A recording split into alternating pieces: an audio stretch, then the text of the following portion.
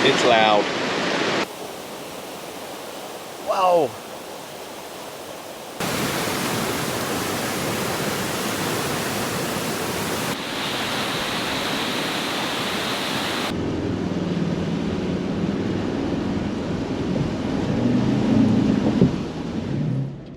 Welcome back everybody to another camping with Tony and Bruce, who is just down here. Can't see him. So we're on our way to the campsite now. Got a new tent to try out. It's another air tent. Hopefully works better than the last one, which was a complete disaster, and they actually took it back and gave me a full refund. The campsite is one where we have to cross a stream. I've been there before. I wanted to do a wild camp on this one, but unfortunately I've damaged my ankle, which means I can't walk very far at all. So I'm not sure when I can next do a wild camp. Anyhow, I will bring you back when we're just about at the campsite doing the stream crossing.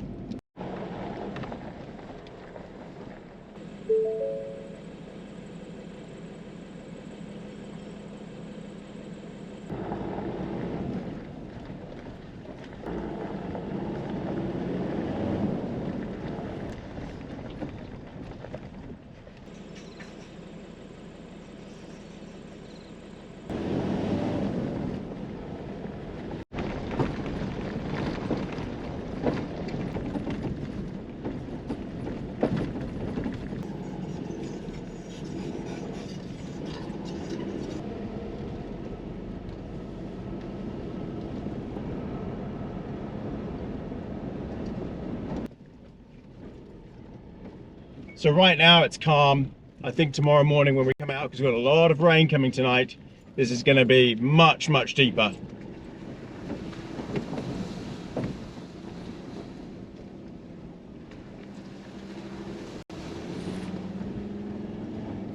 There we go, just a minute to the campsite now.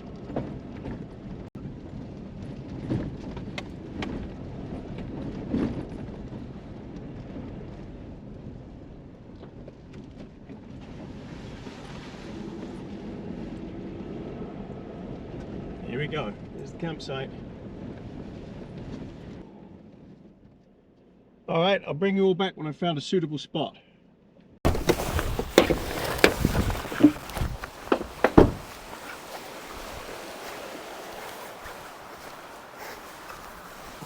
Get on, Brucey.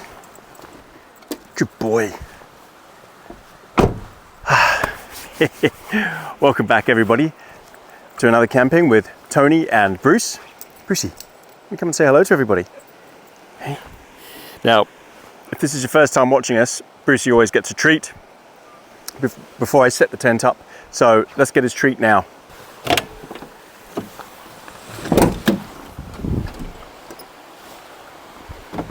So we'll get Bruce some water and his treat.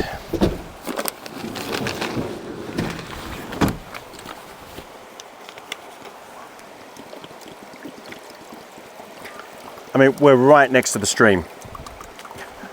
Doesn't really need water, but because he'll just go to the stream.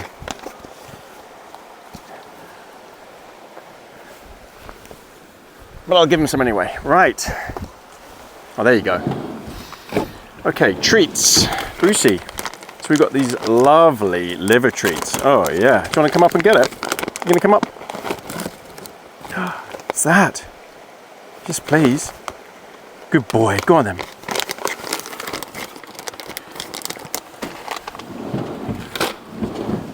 Okay, so here's the plan. Oh, my ankle. It's so painful. Again, that's why we can't go wild camping. We're doing another car camp because just agony. So here's the plan. I found my spot. The tent isn't huge. It's an air tent, but it's not overly big. What I'm going to do is set it up here. So I've got access to the back of the truck here, which will be under the awning, which will come around. So it'll be side on, and I'm going to use a fire pit, which I'll have just off to the side here, where the camera is right now. So let's get the air tent set up, and you'll see what I mean. And then we'll do the awning afterwards. So the tent is the Zempire Pronto 4. It's a 4-person tent, supposedly. I think really it's meant to be comfortable for 2. They say 4, but that's at a push. Now I haven't had a chance to check this out because I literally picked this up on the way. It was all boxed up, I had to open it, so fingers crossed, it's all good. Okay, let's get this set up. All right. Now I've got my rain jacket on because it was just starting to rain. We've got a lot of rain coming tonight, a lot of rain. It's meant to be horrendous, but not till really late. So we shall see. Should make the river crossing tomorrow quite exciting. Okay, I've never set this thing up.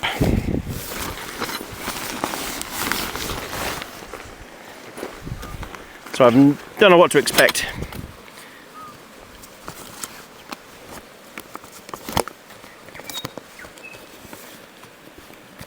And that bird sound is the bellbird here in New Zealand.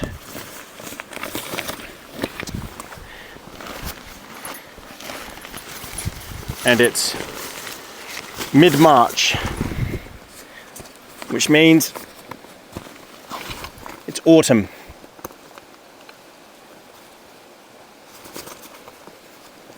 Hey, you know what? There's sandflies here. So I always get asked, what are sandflies? They're like mosquitoes, they're midges, they bite. Yeah, so I'm gonna have to put some spray on, because they're a nightmare. Oh, the straps. I don't like these. Okay, they're difficult to get off. Right, let me get some spray.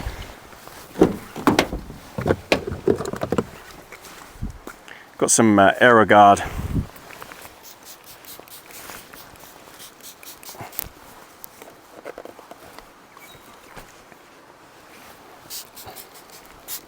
It's meant to be great for kids.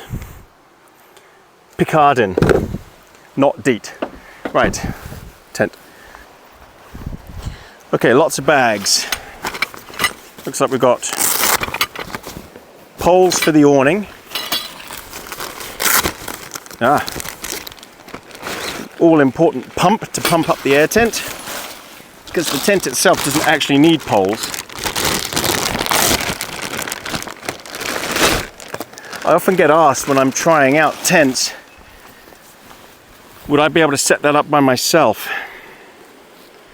And where you're using normal pole tents, a lot of the time the answer is not really. Very difficult. So this comes with lots of different valves to pump up lots of different things. Single action, double action. Oh, okay. So I guess it pumps when you're going up and down. And let me guess. Yep. Worst pegs known to mankind. Look at that. These are called shepherd's hook pegs, and they are awful. And look, these ones are blunt on the bottom. They're rubbish, and I don't know why everybody keeps putting them in. I think it's because they're cheap, and there's some guy lines in here. But I'll be using my own pegs to peg this down, especially as we've got a storm coming. Okay. Yeah, so definitely not using their pegs. All right, here's the tent now. It's just a single dome structure, this thing. And I know for a fact that it's only got one pump point, and that's there. So from what I remember, that means the front door is where that is. Wow, it's a lot of a lot of packing paper.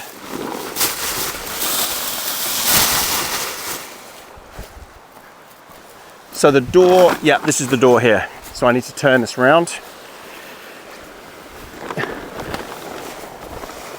So this thing, including I think the bag, weighs about just over 13 kilos. I mean, there are heavier tents out there. But if this thing is that convenient, then it's worth it. So as usual with all Empire tents, the outer is already attached. So what does that mean? It means you're good to go even in the rain. It means your inner isn't going to get wet. So this is the back here. Yeah, they pre-assemble everything because they test everything in the factory to make sure it's working. Make sure nothing's missing. So I hope I haven't jinxed that. Okay, now usually I would say peg it in first before you start pumping it up. But there's no wind at the moment, so I don't think there's any need. Okay, let's do this. So unscrew the cap.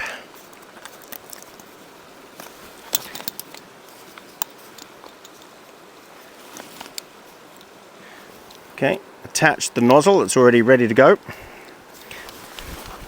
This screws on the pump. All right, let's do this. So this pumps up, pulling up and pushing down. There's a bigger pump that you can buy, or you can buy a battery operated one, but to be honest, it seems like a bit of a waste of money considering this takes no time to pump up.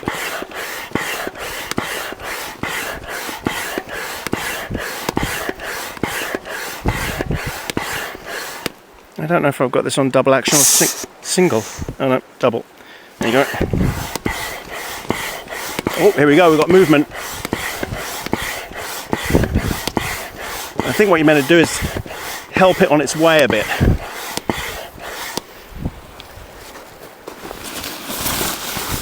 Yep. There you go.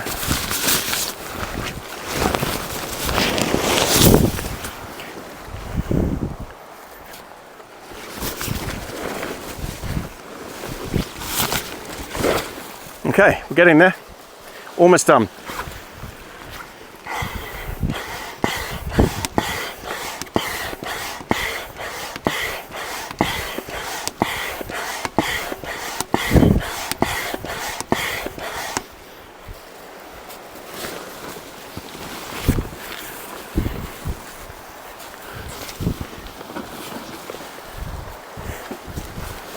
Excellent. I think we're pretty much done. Honestly, I don't think there's much more to it. The inflators seem very robust. Okay, I'll give it a bit more air until I start feeling some friction. Oh, there you go. Yep, that's it. All right. That was pretty easy. A lot easier than dealing with traditional poles. Okay, so now I've got to peg it in. So get my pegs.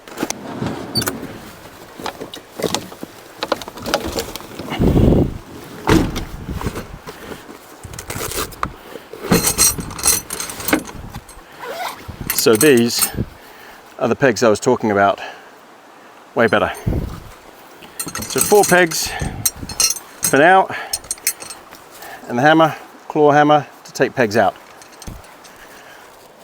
Okay, I'll peg one side in first.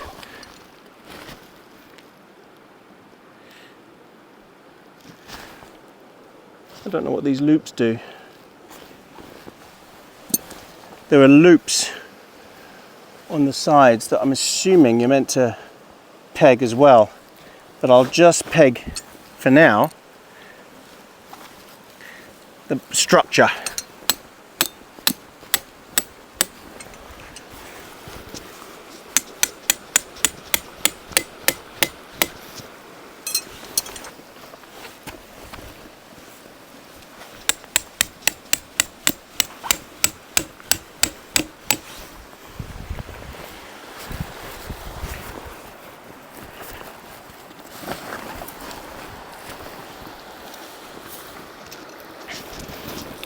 Excuse the arse shot. Okay.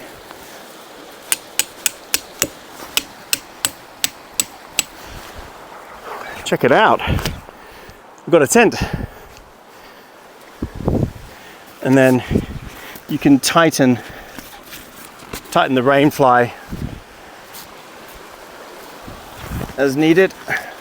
It's already set up pretty well. Okay, so these loops, not entirely sure what you're meant to do with them. I think you're meant to just peg them. So for that, I guess I'll just get on and start pegging. So let me get a bunch more pegs.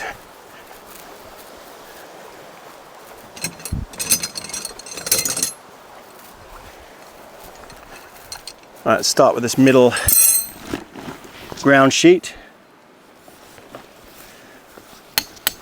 Bathtub floor.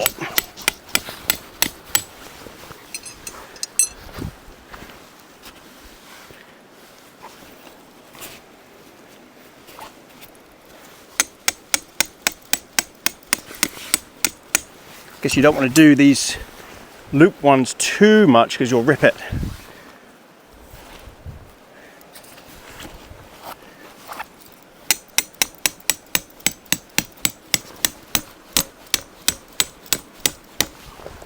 So I'll just do those partially. Now, the tent is very structurally solid, but I'm still going to guy it out because it just makes sense to.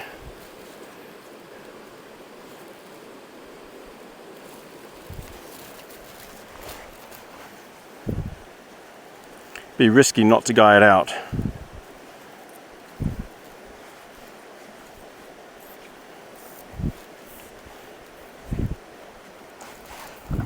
Pretty good guy lines and a good slider here to catch it. Okay, so let's do this side. Yeah, again, these winds that are coming, we've got a weather warning. So maximum guy out. Okay, a couple more pegs. Let's do the other side. So I think you can see in the camera, I think you can see the river, the stream. It's very gentle at the moment.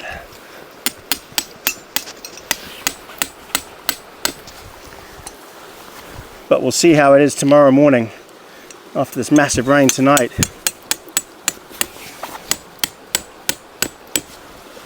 Again, don't want to put too much pressure on that.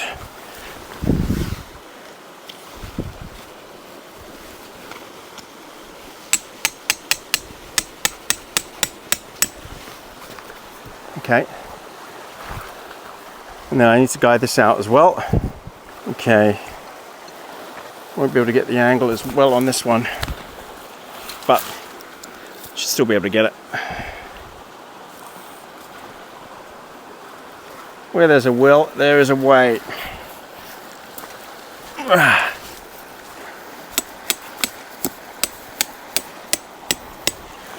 Okay. All right, that's pretty good.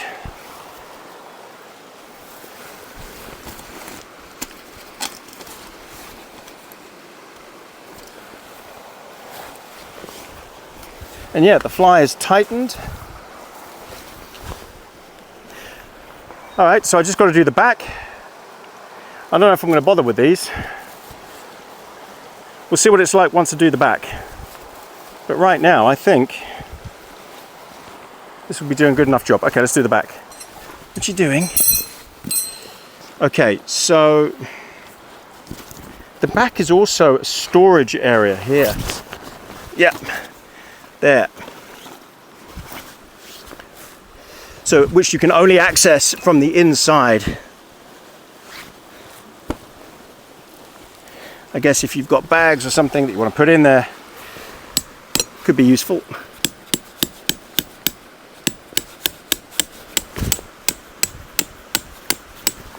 So this strap to tighten the whole thing, I guess, is quite important. And then another guy line. I'm going to use this guy line because if the wind's blowing from the back, I don't want it pushing in on the inside. I just still don't know about the corner guy lines. Is it going to be necessary?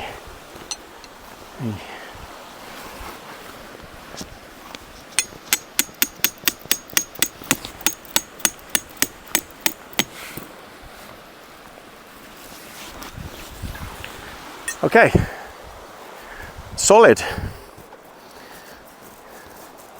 I think that could take anything. That's not going anywhere.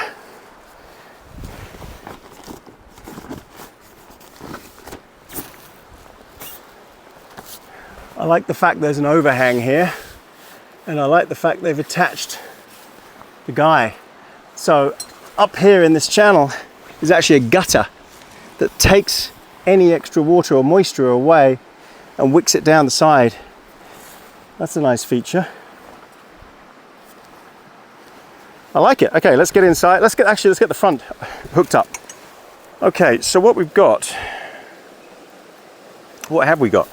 We've got a door here that becomes an awning. And I think there's a fly screen as well on the inner.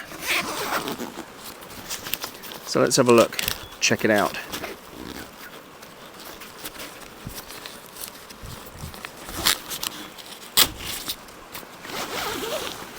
Aha, yes, there is.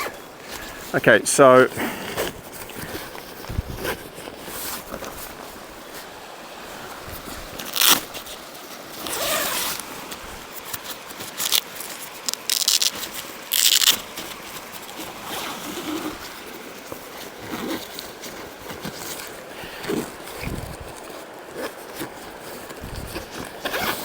you know what would be nice if there was a gutter up here as well. Okay, so this actually is a double awning. So where the truck is right in the way, I could set a pole up here. Yeah, so I need to move the truck out the way a bit, set a couple of poles up. What we'll do is we'll keep the inner closed. Oh, it's a double door. So it's not just a fly mesh, it's actual screened door. I doubt it's waterproof, but it is the same material, but I think that's just for privacy. Okay, so what we need to do, how do I want to do this? I think you pole it first and then adjust these storm flaps at the side. So what are their poles like? Let's have a look. You know what? These are one size poles. No, I'm not using those either. Got my own poles that are better than that. And I've got my own guy lines. Okay, first I need to move the truck out of the way because pole is going right where the truck is. So I need to move the truck over about a foot.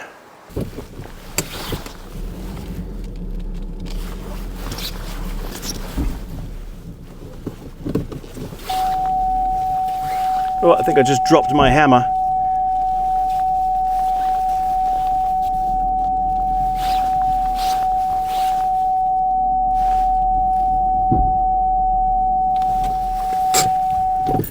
That should do it. Okay, let's see if I can find my hammer now.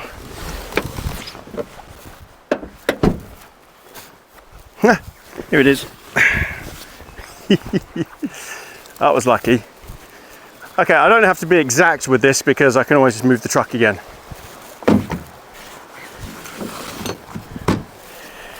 All right. Oh, what else did I drop? Did I drop a load of pegs? Oh, maybe I should have closed all that before I drove off. Did I drop any pegs?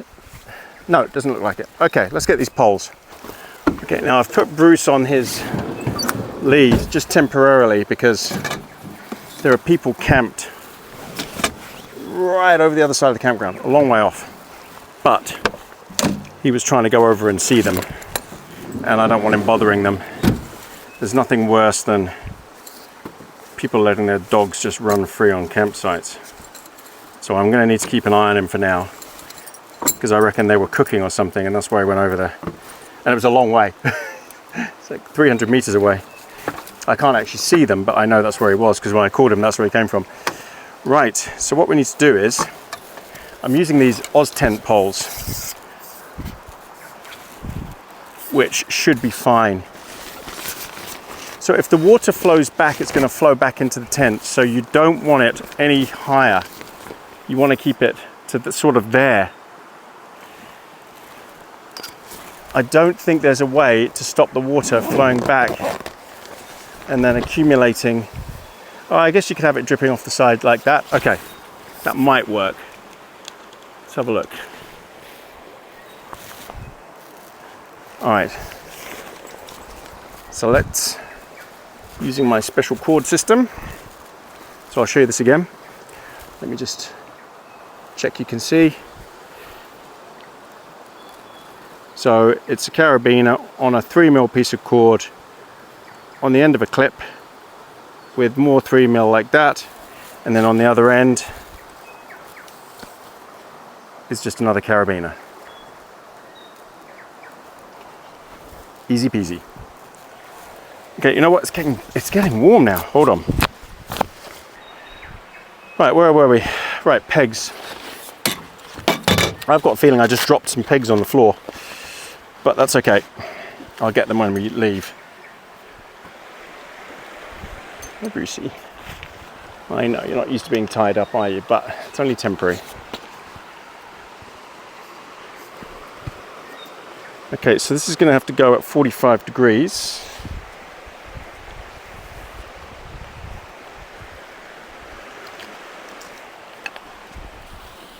So down here.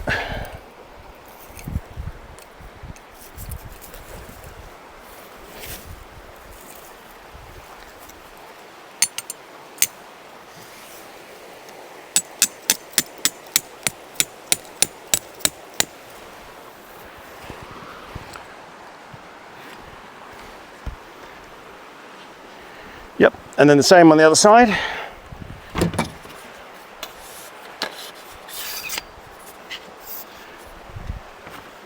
And you know what? I might not have moved the truck far enough away.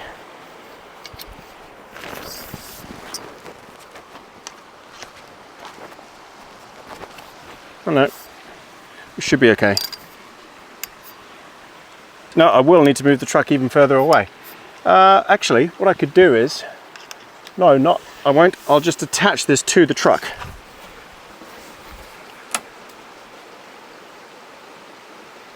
Yeah, I'll attach it to the truck rather than pegging it down. So the advantage of having him, Brucey, tied up is you get to see him.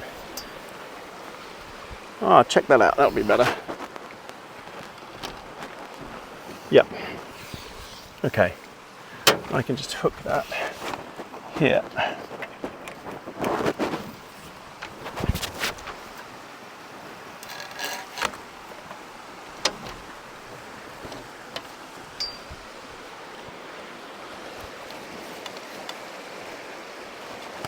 All right, now these side storm flaps, I won't need this one because I've got the awning on the truck. So cool feature is they roll up. Get that.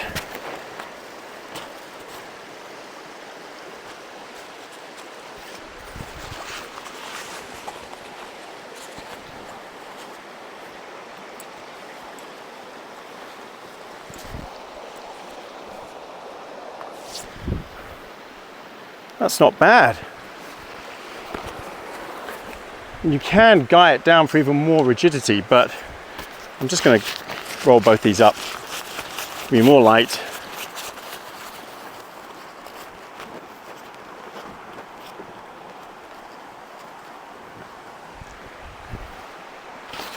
I'm still concerned that this is going to leak water inside when it rains.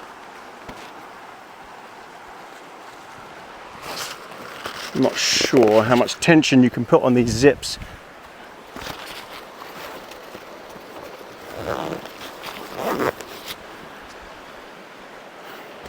Well, I mean, we'll have to see. Wait and see.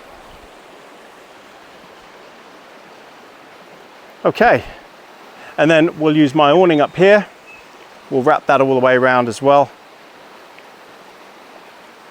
I'm hoping that will be okay.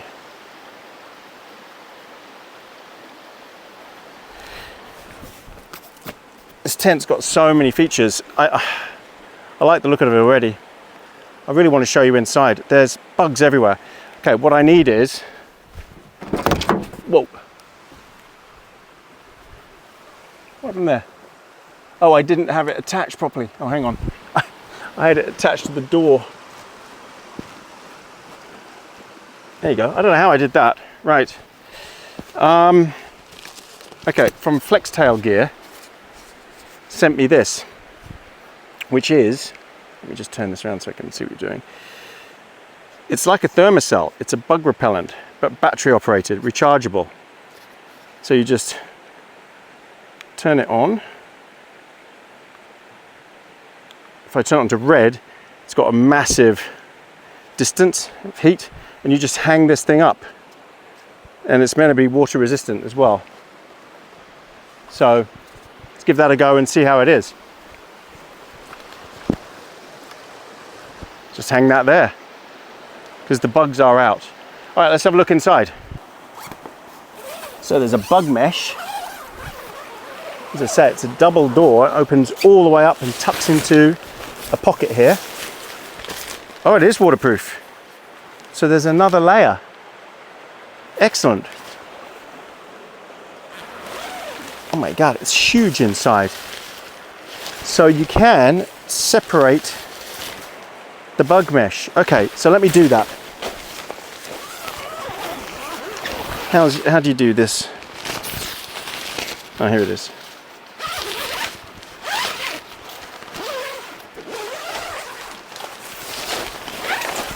Okay, and then you can just roll this door up, tuck it out of the way.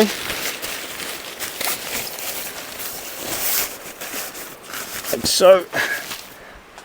All right, so how much room is in here?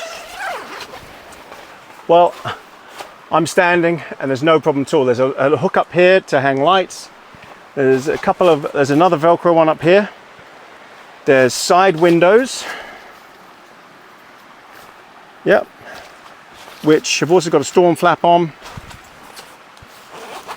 So I can put those down, let it air in here.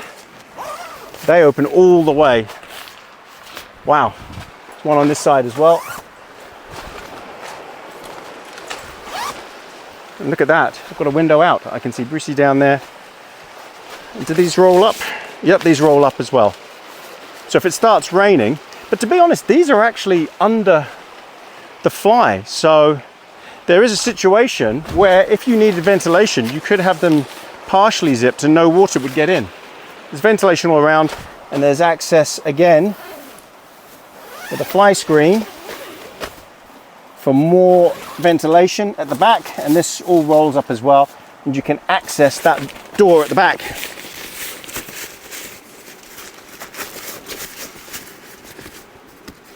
Oh, look at this thing, it's incredible.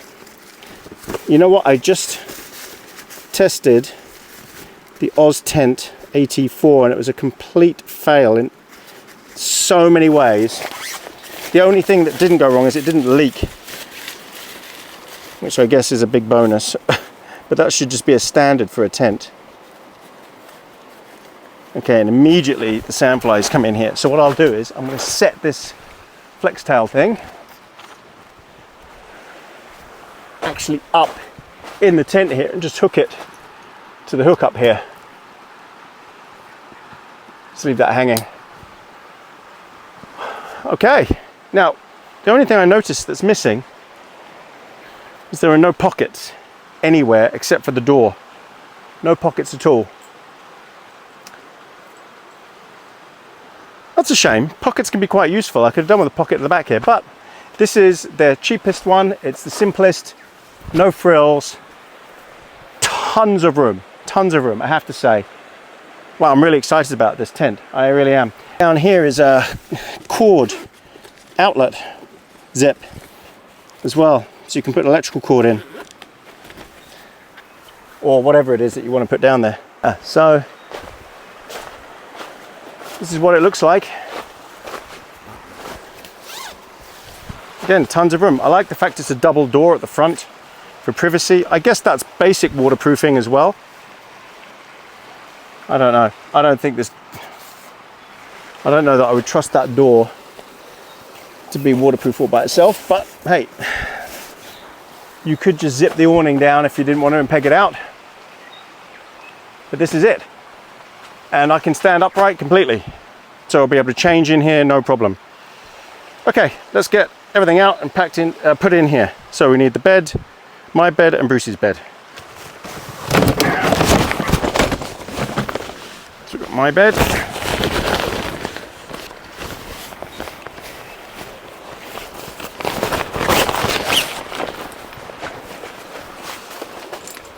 So it'll give you an idea of just how much space there is in here. This is a big cot.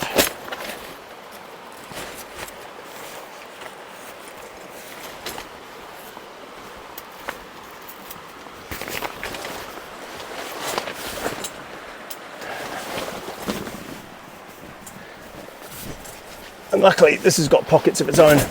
So look at that, plenty of room. And I'll sleep right by the opening here for maximum ventilation. I like that. I mean, I could have it the other way, but I like this setup. Okay, let's get Bruce's bed.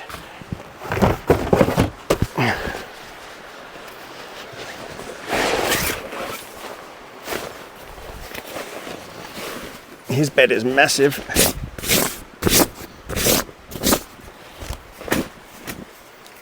And have that next to me there. Tons of space. And you see I've got this big pocket here anyway to keep things in on this king camp bed. Oh, I'm loving this setup already. Loving it.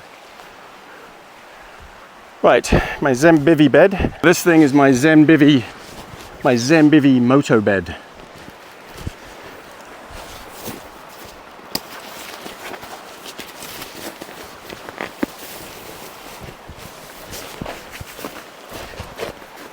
Which is just the most comfortable camp bed I've ever used.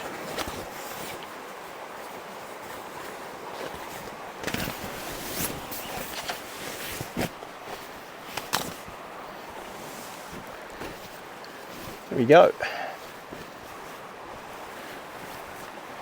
Tuck my pillow up under there.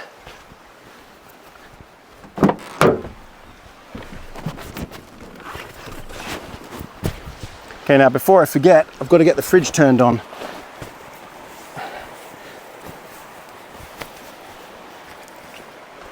That's it, that's my bedding all done. Okay, fridge. Okay. So I've got my EcoPro, my EcoFlow system with me.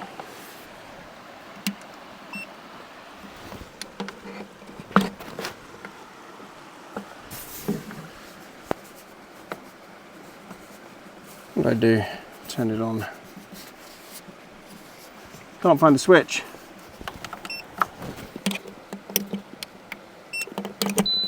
There we go. So my fridge is running. That's good. That's plugged in. All right. So do I need the awning? I think the awning will just give me a bit more protection from the elements. So I think I will put the awning up. Do I need the awning? Oh, I don't know.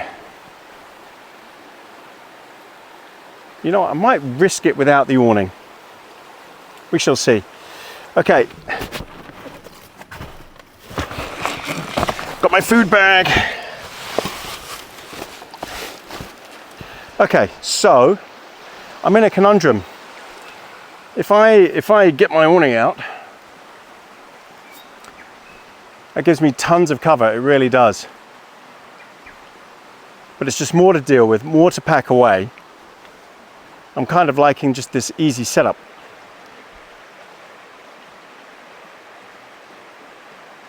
But my concern is the rain coming in the tent.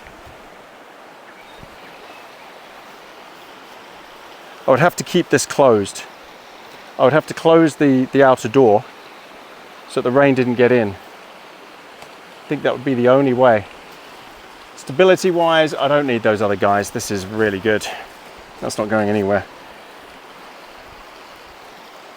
Okay, you know what? I think I'm going to do without the roof awning for now. Just going to risk it. Yeah. So it's time, definitely, to get my chair out.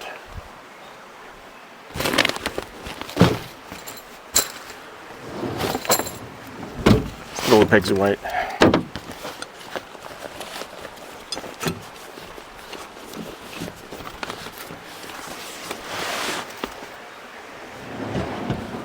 It's a shame that those people are here and Bruce can't run free. I'm sure I'll get comments saying let Bruce off, but he'll go straight over there again. And I don't mind bothering them. Okay, bed, not bed, chair.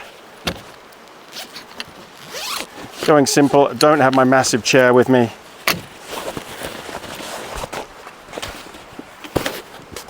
I'm using my basic camp chair.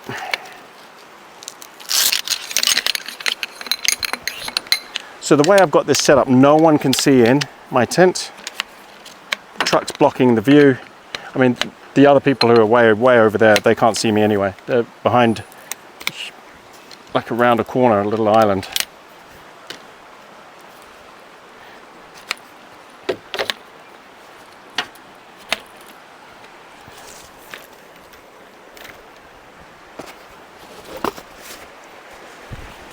My simple Chinese chair. I think I got it on AliExpress.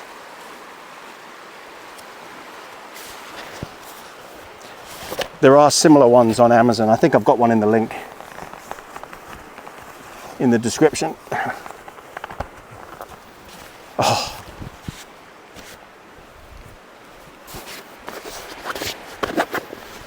Headrest. Oh, look at this. We set up, oh hang on, table. My little clicky-clack table. You know why I need that? Somewhere to put the beer.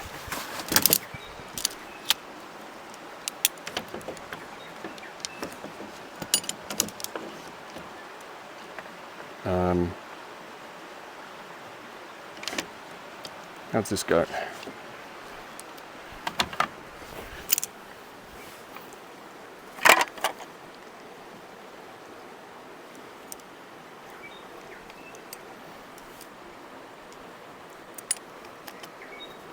There we go, okay.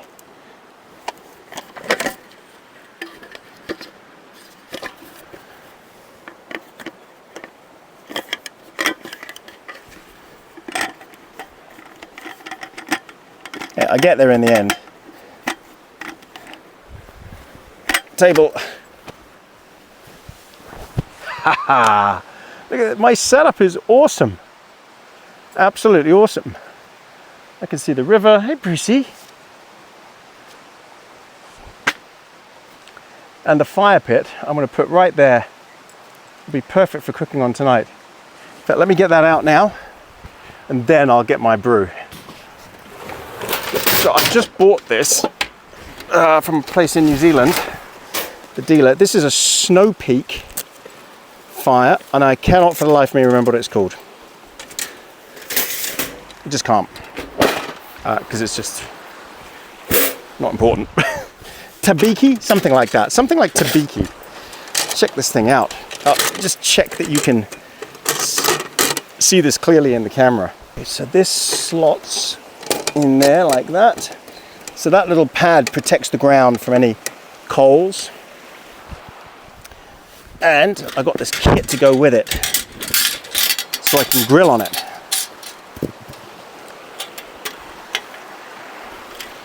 Check that out.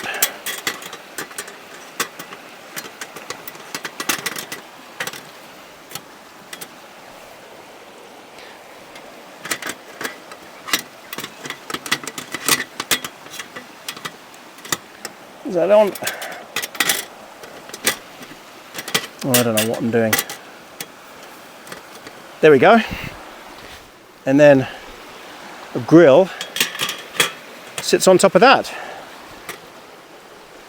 stable enough.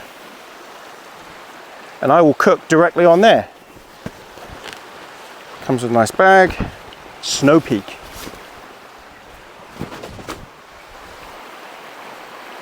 I don't know why Bruce has decided to light right next to it.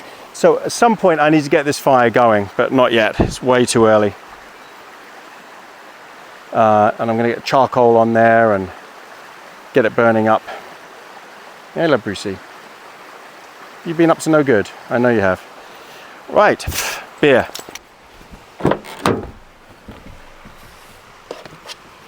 Let's get a brew.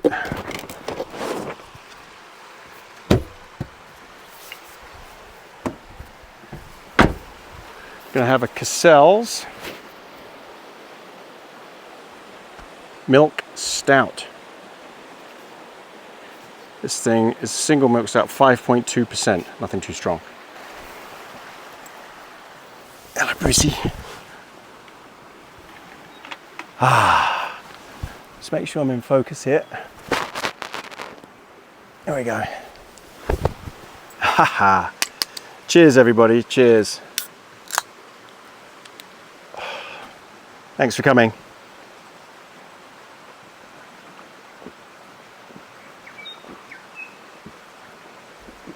Oh, that's so good. That's so good. So here's the situation. It's not going to rain heavily until about 10 o'clock tonight. And when it does, through till sort of 7 a.m, it's going to be heavy, heavy rain. That's when I'm going to work out what to do about the awning. I'm not going to bother now. I'm quite liking this setup, just having it the way it is. But the awning will give me a lot more protection, or the truck awning. So I think it's inevitable that I'm going to do that. Yeah. The truck is going to act as a wind block, because the wind won't come through there, it will come from somewhere over there. That FlexTail Gear mosquito device is working. I can tell there's less here already. They were swarming around and there's less. So there's 2 pads that go in that thing. So it's like the Thermacell, except the Thermacell you've got to buy their butane gas stuff, whereas this you don't. You just recharge the battery, you know. So you just plug it into your USB at the end of the day, or when you're not using it. Yeah, good stuff. All right, everybody. I'm going to chill out with my beer, and I might bring you back when I'm putting the kettle on to make some noodles. Cheers, everyone. But you know what I've got to do? I've got to set the Starlink up, because there's no signal here, and I need to stay in touch with my wife, Anne. So let me get the Starlink set up. Okay, so this is a handy little mat that I'll put in the front of the tent, just to put my shoes on and stuff.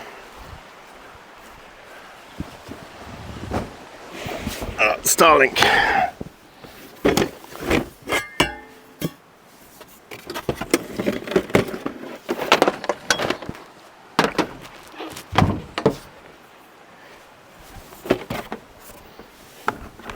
So I know I'm going to have to answer this question again, but to anyone who's thinking, well, that's not camping, that's ridiculous, you can't unplug. I'm not going to leave my wife when there's a big storm and I'm out here in the middle of nowhere without contact. We've got a lot going on at the moment, and it's just prudent, if you can, to stay in touch. And this is how we do it. And plus I want to speak to my wife later and tell her how camp is going. So we'll chuck that in there. And then, because I've got these rain guards up the top, I can just close it enough that the rain won't come in.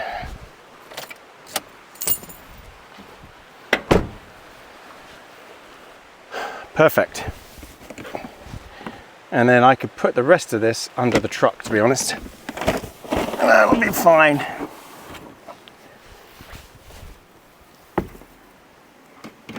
Keep it all neat and tidy, just in case.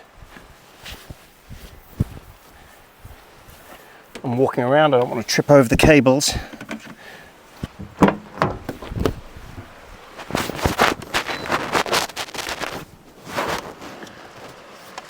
All right, power supply.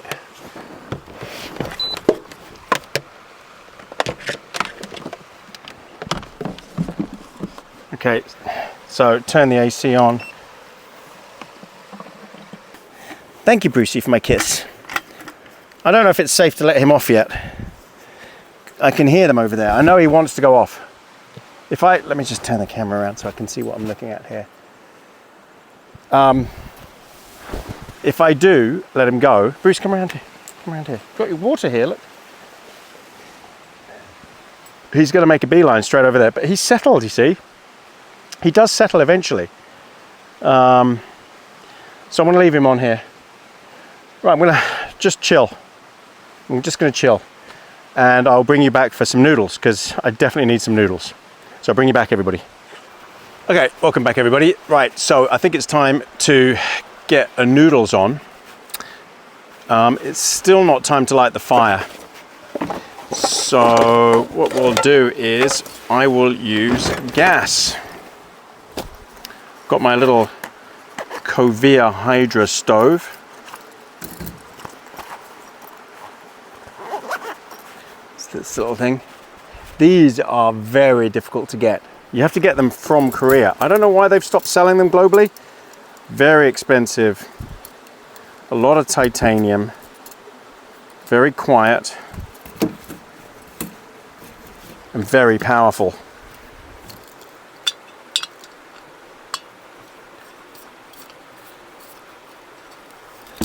Okay, so what we need is lighter, water, kettle. So I've got my heat exchanger kettle.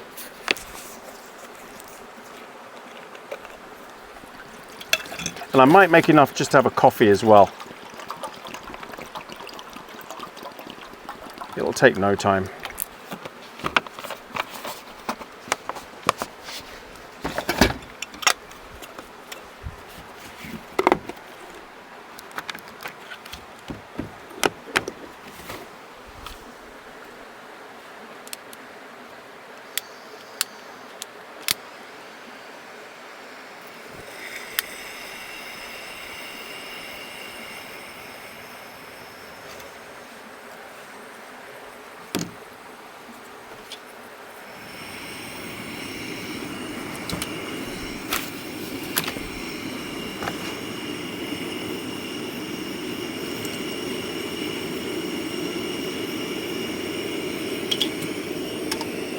Okay, that'll be done in no time.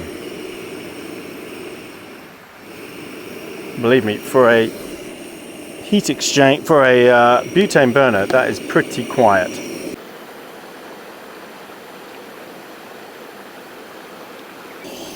Okay, so coffee wise, I'm gonna have, I think we've got some hazelnut lattes.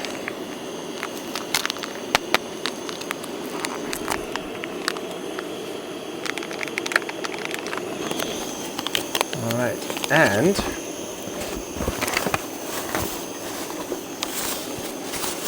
let's get a pot noodle. Noodles somewhere. There we go.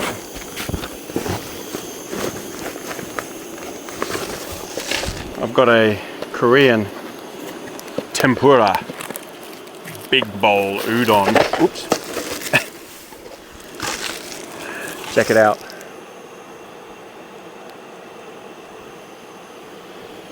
You know, these things actually aren't bad.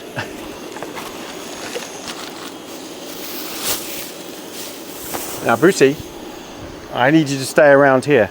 He's sneaking off. But no, come and lie down. Go on, go and lie down. I don't mind as long as he stays around here. We're boiling already. Told you that'd be quick. Yeah, I just don't want him going over there and bothering those people. It really is annoying when owners let their dogs just run all over the place. Okay, fill it up to the line.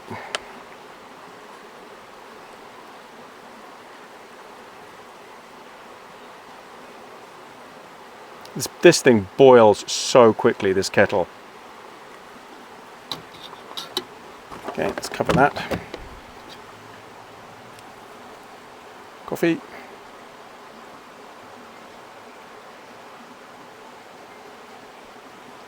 Nice. Right, I need to find my cutlery. I'm just such a mess at the moment. Here we go.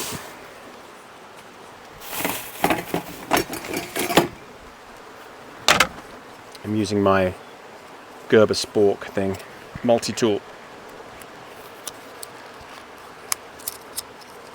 Okay, I will bring you back when the noodles are ready.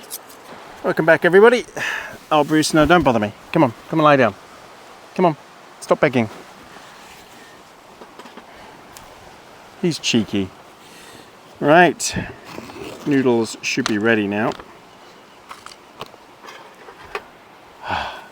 I like the setup, to be honest. It's very good. And I love this spot.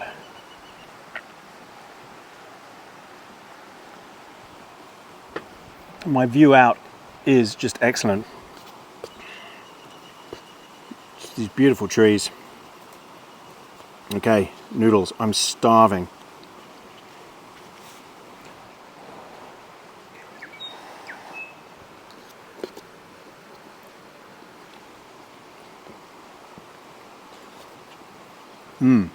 Oh yeah, that hit the spot.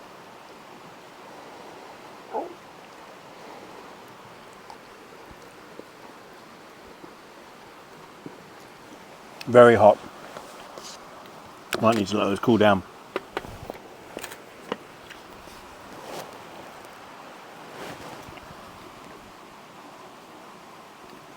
So, the sandflies here are so strong, I've got the flex tail running and a thermocell I've just lit.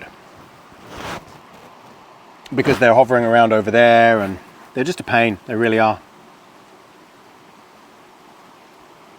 Okay, what I'm going to do is take my time, have my noodles, my coffee, my beer, and then I'll bring you back for lighting the fire.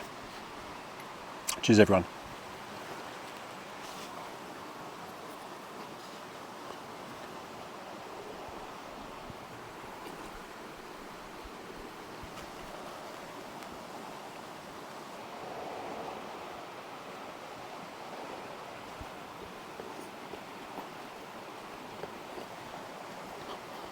Okay, welcome back, everybody.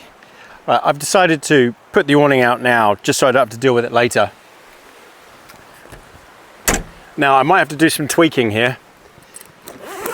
Hopefully I don't have to move the truck. That would be a pain.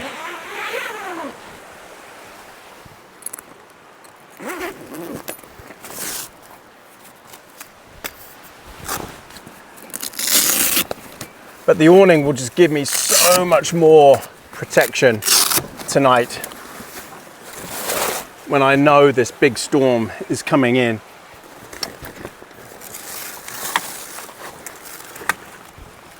There we go. So it should just about clear these spikes. I can just lower this a bit. Definitely an advantage of these poles is the ability to lower them. Whereas the poles that it comes with, they're in segments and you can't do that. So I'd always recommend adjustable poles. Right, so straps. Where are my straps?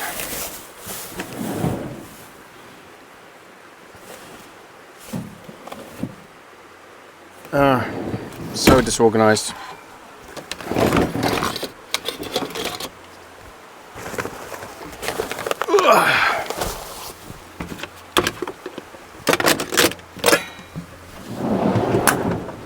There we go. So you strap the awning. I'm sure most of you have seen this before. 2 straps to strap it to the truck.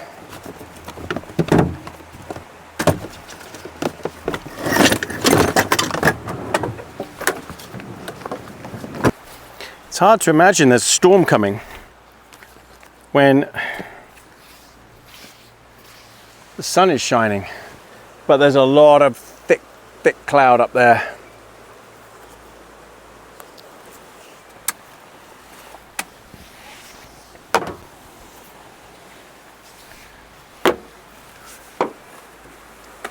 You know what, I might clip this up here instead this time.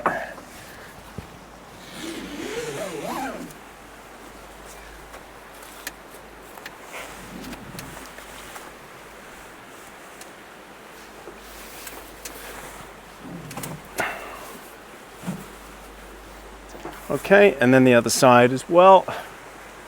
Oh, let's put the pole down.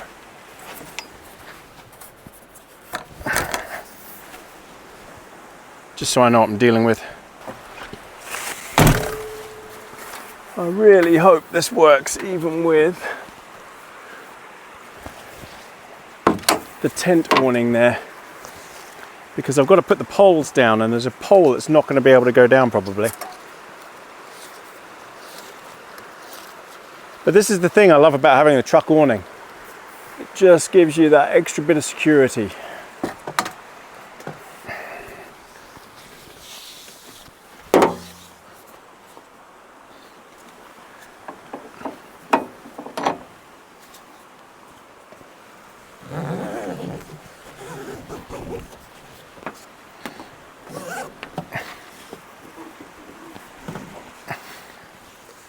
Okay. All right, and then we put the poles down for bracing.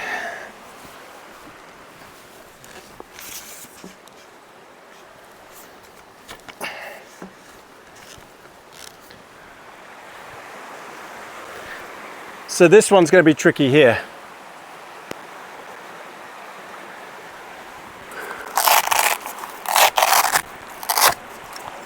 Also, that's right where the fire pit is, so I'm going to have to move the fire pit.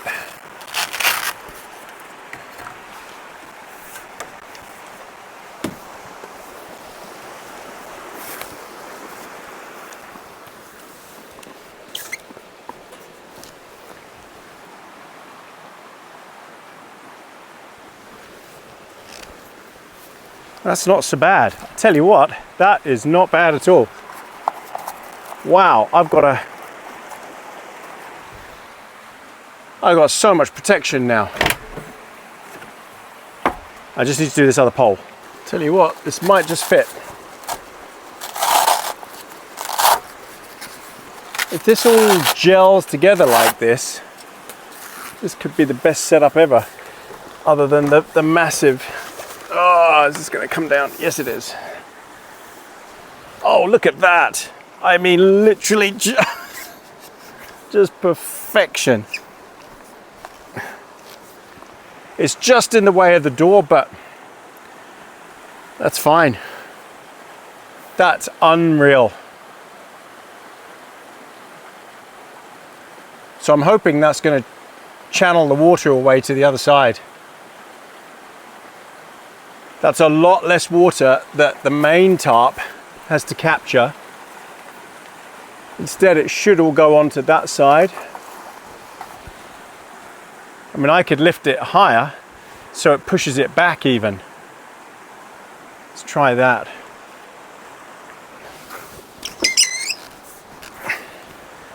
There you go. So now, any water that comes on the tarp, on the awning, sorry, is going to either hit here and flow straight down there, or hit this bit here and flow straight down there, right over to that side. Either way, I'm fully covered. Tons of space and completely covered. And if it gets windy later, which it's supposed to because it's meant to be a storm, if it gets windy later, then I'll drop the wind deflector as well. Check it out, absolutely superb. I have to just turn around and look at it. Brilliant. I couldn't have asked for this to come out better. Let me give you a tour around camp. So Bruce, come out of there. What are you doing? Oh, he looks guilty. He looks very guilty. So, what have you been doing, Brucey? This is the campsite. Check it out. There's other people up behind that sort of island over there. Long way. I've moved the Starlink all the way over here. Luckily it comes with a 75-foot cable, even though I moaned about it last time. Bruce, you're not going. I've moved the Starlink up here because these huge trees were in the way. So there's the setup. Come on, Bruce. See, he's running over there. Come on. Here's the setup. And yeah, I tell you what, you step out from the trees and it is it's getting more windy. I think there's a big storm coming. Big storm. Okay, so what do we got? We've got the awning, the truck awning that's set up, that covers the majority of the tarp, the awning on the tent up here. And I could bring the sides down to give even more protection, but I don't think it'll be necessary. We've got the tent that's all guyed out. Nice and secure. This is the rear storage space under here. So that's all guyed out there. Again, this is Empire. This is a New Zealand tent. Bruce, come away from there. He keeps finding there's something over there. Come on, stay away from there. I don't know what's in there. Food. These massive, thick airframes, which are completely different to the Oz tent one that I tried last time. This you can't even squeeze, they're so strong. The Oz tent was a complete and utter disaster. That's it, you play with your stick. Then inside, we've got, if I can work this light, because the GoPro doesn't work in the dark. Everything's set up inside. There's that thermostat I was talking about. I've got Bruce's bed and his blanket, my bed. That's the storage space, so I'm sleeping right next to the vent. I've got one window closed just to stop the wind blowing through here. And to stop it flapping, they've even thought of putting these flaps on. Even the North Face tent didn't have this. So you hook this on like so, and that stops this from flapping in the wind if it's blowing outside. And this is a waterproof door. And you've got the same on the other side. I'm hoping tonight I can sleep with it up to about here, because then you're completely covered. Let's see where Bruce has gone. Oh, he's there. Here's the river, right next to us. Check it out. Let's go down, check out the river. Oh, and in he goes. In he goes. Cannot help himself. Oh, look at how beautiful this is. This is going to be a torrent tomorrow, an absolute torrent. There's the swing bridge. I don't know if you can make it out over there, but it's just sort of crossing the river, just crossing the river there, the swing bridge. Look how clear this water is. New Zealand, crystal clear mountain spring water. Stunning. Absolutely stunning. And there's camp. It's quite well concealed. Come on, Brucey. Come on, wet dog. Up, up, up. Oh, thank you. Oh, that's it. Go and shake all over the tent. Thanks. I mean, look. It's perfect. I'm going to fall asleep to the sound of the river. I mean, it will be a torrent later. So what I'm talking about with this overhang is the rainfly. The rainfly sort of is here, so it overhangs the mesh, so you could have your window even to here. And this is a problem that even the other big Empire has, is there's no overhang, so you can't have those mesh windows open in the rain.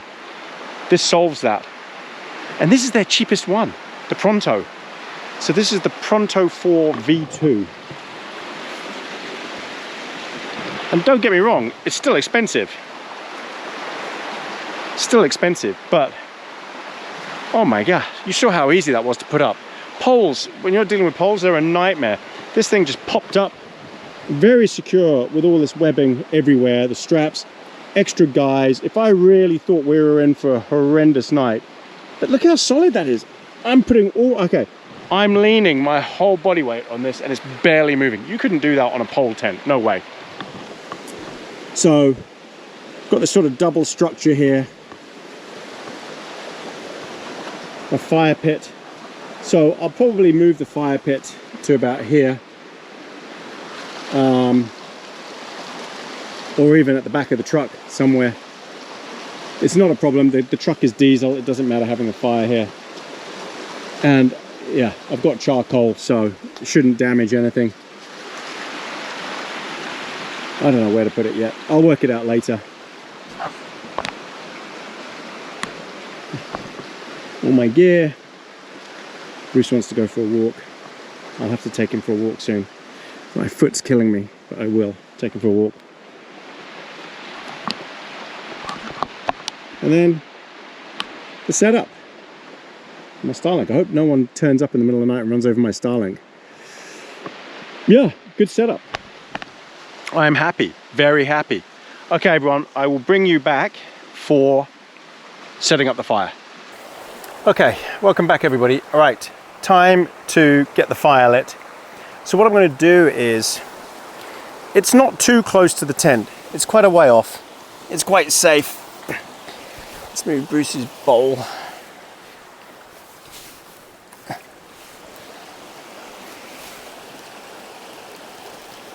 So what I think is, by having it just here, it's close enough for me to cook and stuff like that.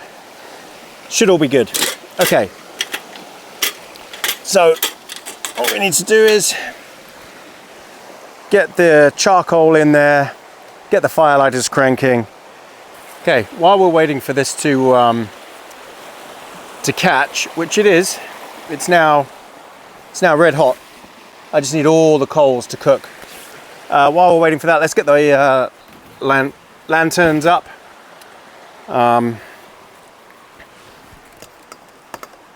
Just to make it nice and homey in here, because it will get dark fairly soon. So let's hang these up. Now the wind has been ripping through camp. So I've got a feeling I'm going to have to drop that awning at the front there, just because, yeah, I think that's going to be a problem. And one in the tent.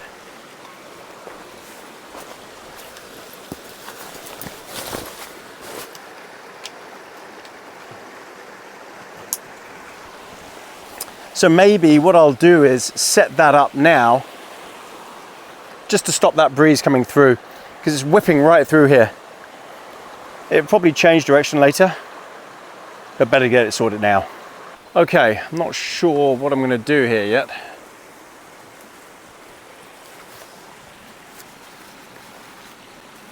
Whilst this awning, this wind block is pretty cool,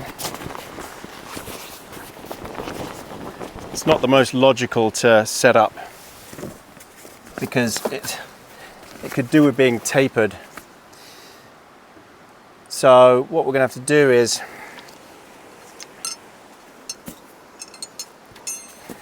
actually knock this first one in here.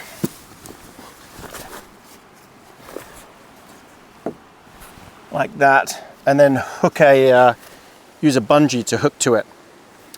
Okay, so let's do that.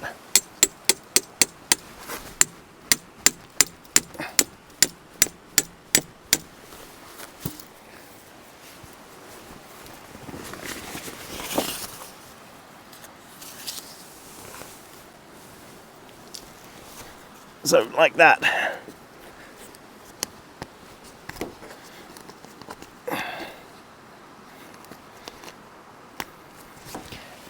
Oh, that will work. Okay, and then the other one.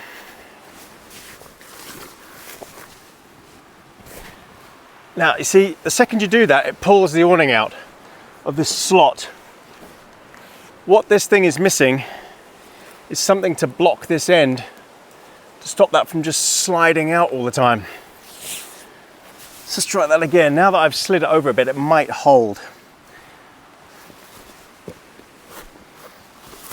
See, it doesn't, it's a bit tricky, this thing, because it doesn't actually work as very well as a wind block. I'm gonna have to do it like this. And then trap the middle down. This is the only bit of this that's average, I'd say. It's designed to be used on poles, not really as a wind block, so to speak. Okay, and then, see, that just doesn't add up. It doesn't go flat, so I'll put that down flat at the back, and probably I'll use a bungee to attach it, because that might be the only way to get this taut. Oh no, actually that'll work.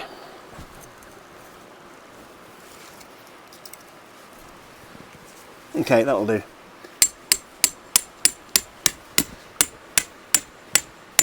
That's not going anywhere, and that's already blocking majority of the wind from just howling through here. Excellent. Can you see how moody the clouds are up there? Let me show you. Because they're looking a bit dodgy. Look at that. You can see it moving. Might not look that dark on the camera, but those are some serious clouds. The forecast says about 7 p.m, 8 p.m. This is now going to get here a bit earlier. And it's now 5 p.m. Okay, so it's Bruce's dinner time. He's been gently hounding me. So let's get his dinner on. Now he'll have a little bit of what I'm having later as well, a little bit of steak, which is what I'm doing. But he has his specific food. There's the wind again, just changed direction. Got some salmon, organic salmon, look at this. Don't know if you guys have tried this, well, not yourself, but for your pets. It's called Nood, N-O-O-D. Now, you could probably only get it in New Zealand. It's a New Zealand brand. So you might not be able to get it. But that's what you're looking for. Nood. And this is salmon and vegetables. So, let me get you back. There you go. It's good stuff, isn't it, Brucey? And Bruce loves it.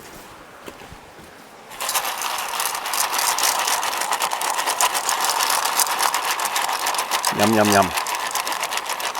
Okay, now I want him to eat this away from the fire. So we'll do it around the other side here. Here you go, Brucey. Good boy.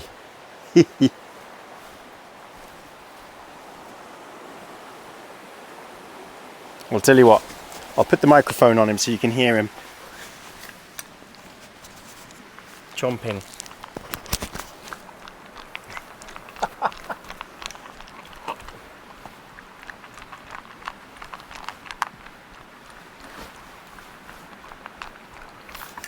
I had the last of my beer as well.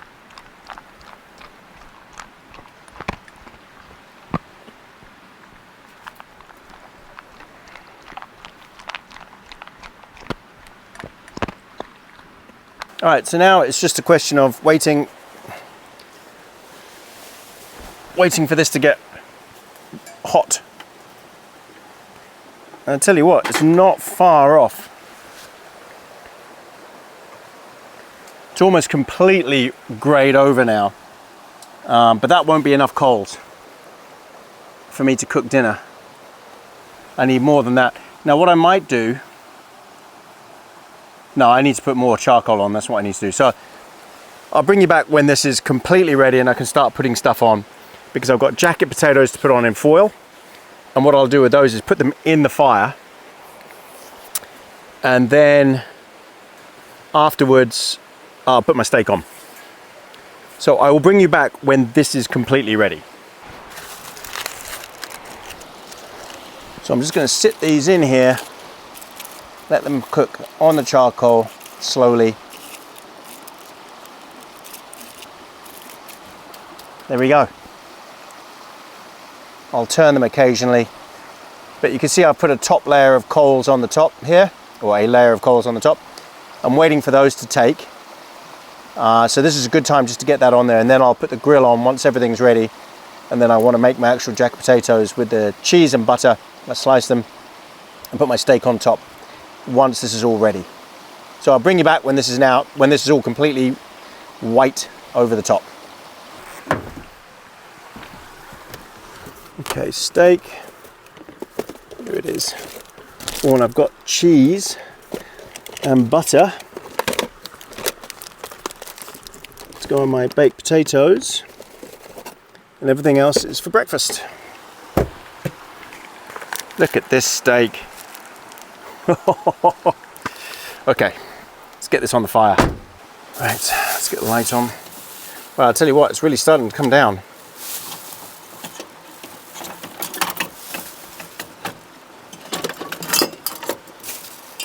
And I'm not sure how much of it you can see, the rain in the background. Probably nothing, but it is raining. Okay.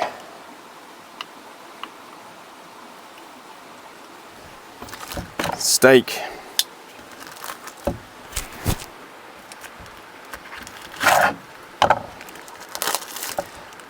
Oh, now tell me I didn't forget the steak seasoning.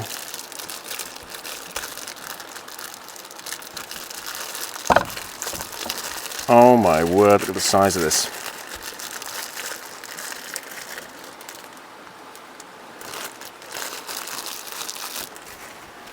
Oh, please have the steak rub. Oh yeah, here it is. Okay, so we're gonna have this thing called Rum and Q Bull Dust Meat Rub. Never heard of it. It's a New Zealand product. We'll see how it is. Give it a go.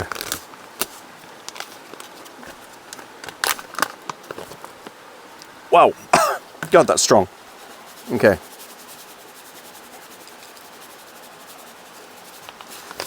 So, what I'll have to do later is just give Bruce a cut from the inside.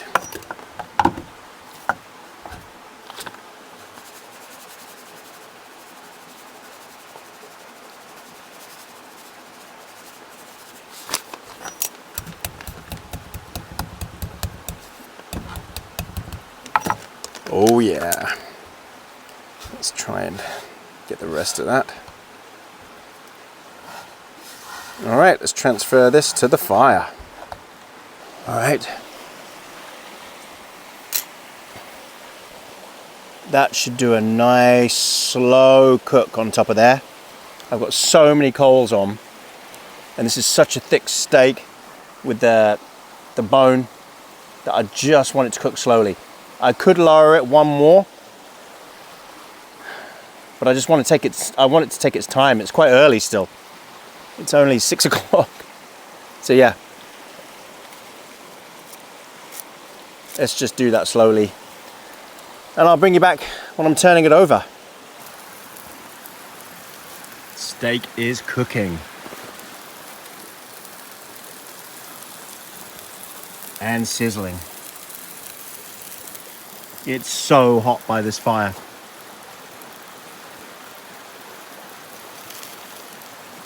So I'm just waiting to see more blood come through the top, then I can turn it over.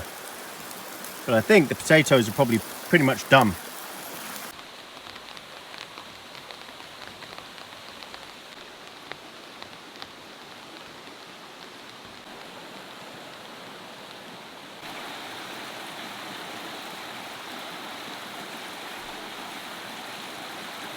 Okay, so the water is pooling here, and potentially it could go inside the tent, but it isn't.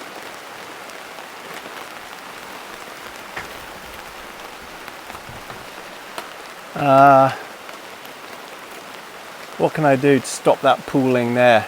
I don't think there is anything I can do. What I should do is close the main door.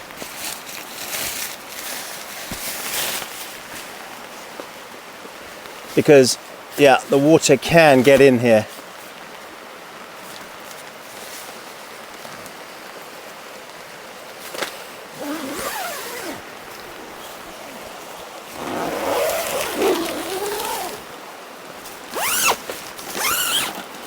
Yeah, water can get in there.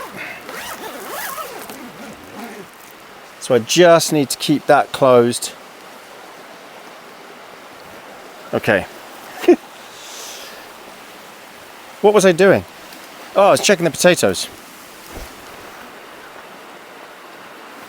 I don't think we've got pooling anywhere else. But you know what? It'll be okay. Right, the potatoes, I'm sure these will be ready. Positive.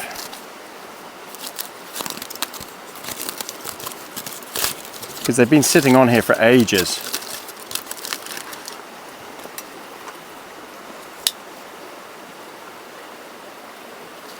Oh, yes, pretty much.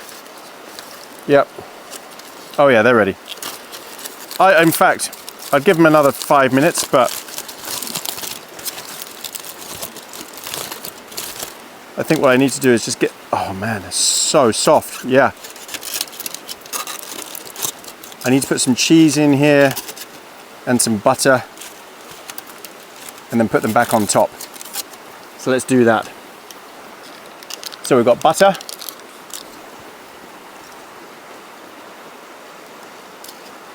Come on.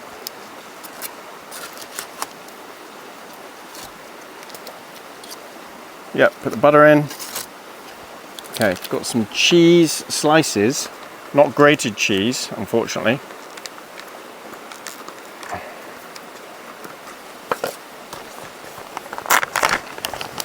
Okay. But this will all melt. And this means that the onion is definitely done. Alright, let's just tuck the cheese in.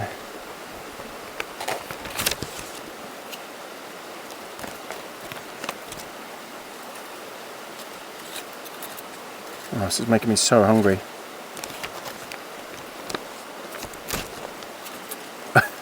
Just chuck it all in. Oh man, this is going to be such a mess. I hope it doesn't leak from the foil. Okay, we're good. That's good. Okay, so I've just shoved as much cheese and butter as I can in there.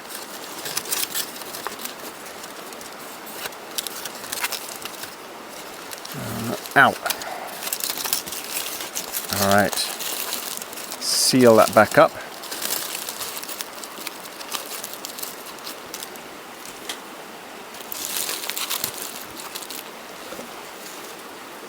And let's check out the onion. Oh, that's soft. Yep, the onion's ready. Wow. Oh, the onion is cooked to perfection. Oh, that's nice. Okay, onion is good. I think that steak can come off now. What do you think? Look at that. Oh, I've got to do a close-up, haven't I? Leave it, Bruce. No. God, he's cheeky. Look at that steak. How beautiful is that?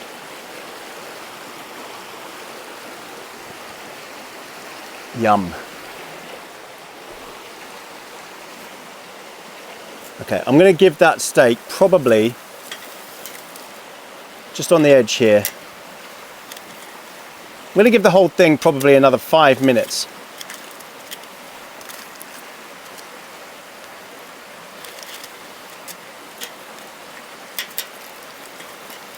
Because I want to just see some liquid come through the top of the steak first.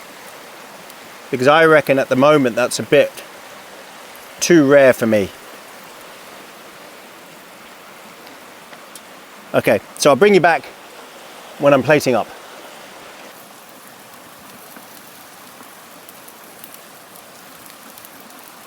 Hey, welcome back everybody. Right, I've been letting the meat just sit for a bit. Got my onion, get the potatoes off.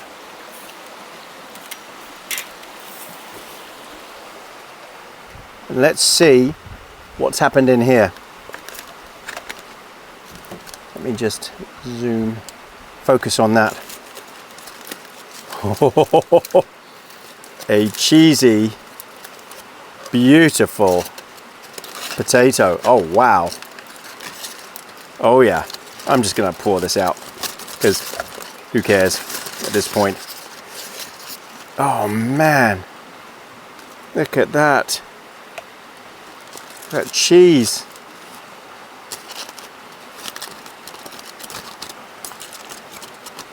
Oh. Let's get the other one.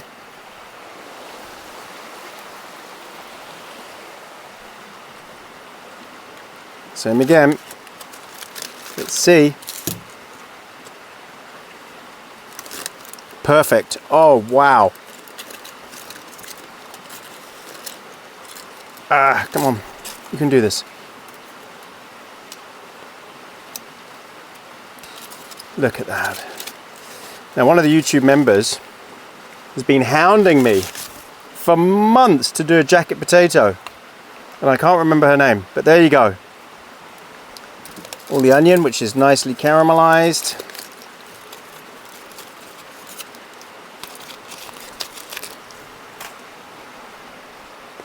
Oh, there we have a beautiful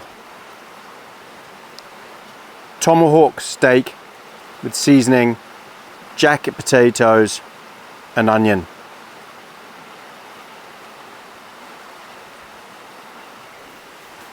Oh, okay, Brucey, come on then. There you go. Good boy. Cheers, everybody.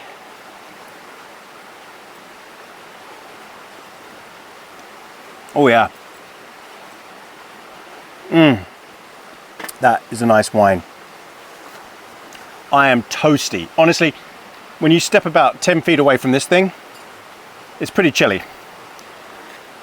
Oh, I've got to get some beef, she said.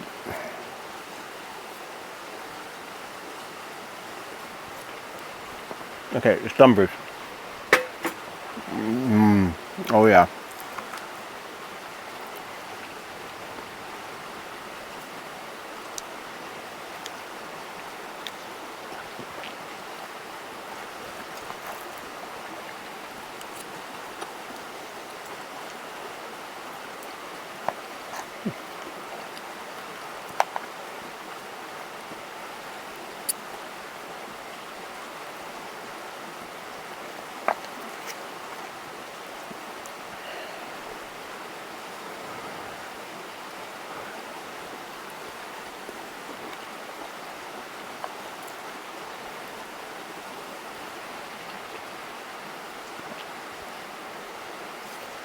This could be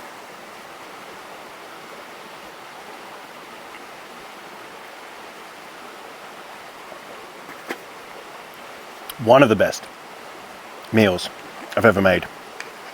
I think the Christmas dinner was the best.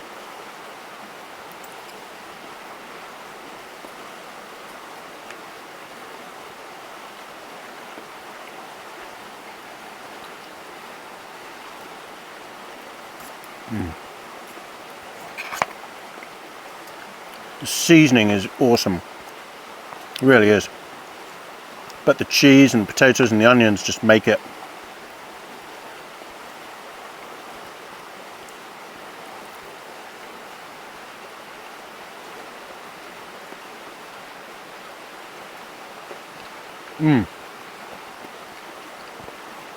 What's not to love? This is beautiful.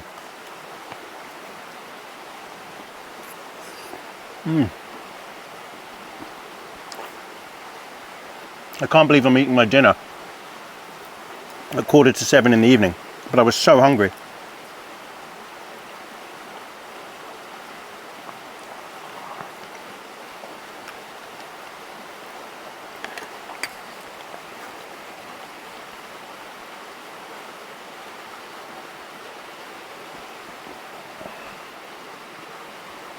just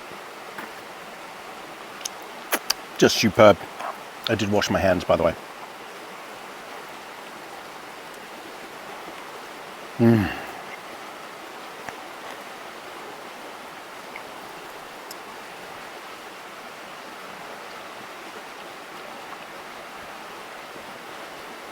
I am happy.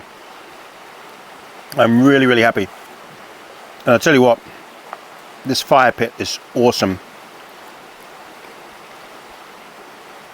You know, I've got the Winterwell fire pit as well, which is really good. It's a good piece of kit, very well engineered. I think it's Chinese.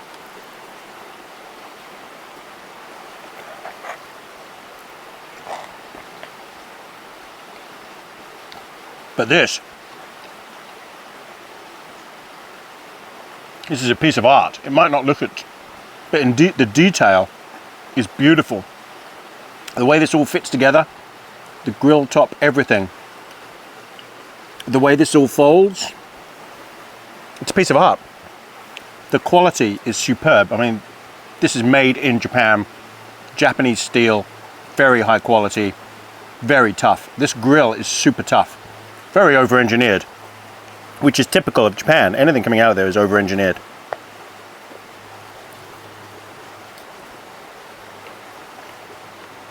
But I would rate this over the Winterwell stove because the base is built in. You just fold it out and sit it down, whereas the Winterwell, you've got to set the base up, then set the fire on top. It's not as stable as this.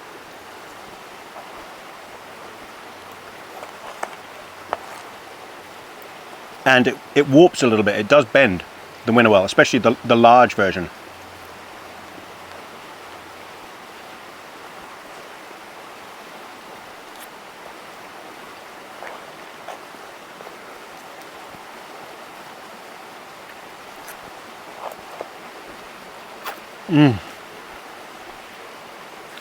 Oh my word.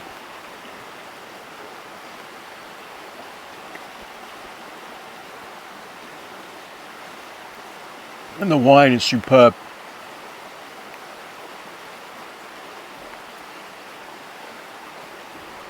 This is my titanium twin wall mug.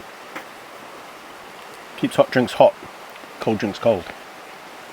Okay, everybody. I am going to devour this, but I'm going to stop talking. And the rain is coming and going. I'm going to listen to the stream. I don't know if you can even hear the stream, but it's mesmerizing being in the woods, in the forest, with the stream. The gentle sound of the rain before torrential rain comes.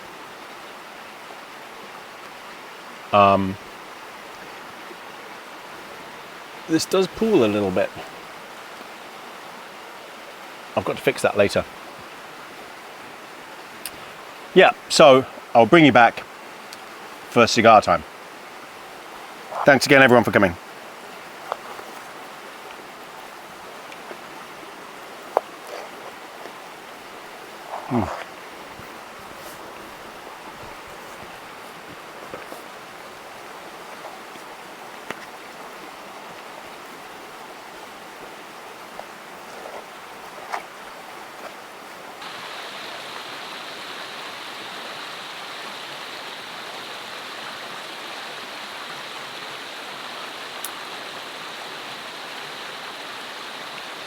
Okay, welcome back, everybody. That dinner was epic. What I'm going to do now is take the grill off.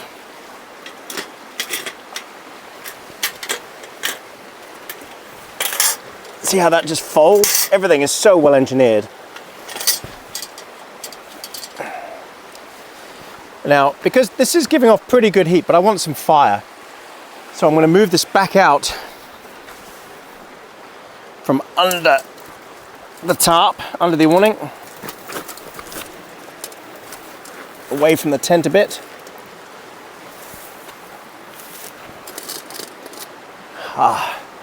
Whew. See, I can see my breath, it is cold. I'm going to put some of these fire logs,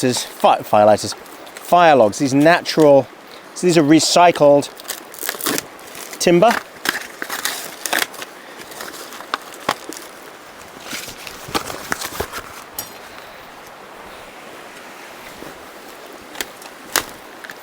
put these on, get some flames.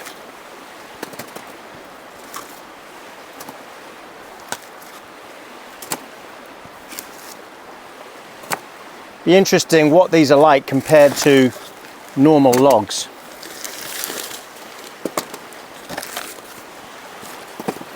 And we'll just let that crank.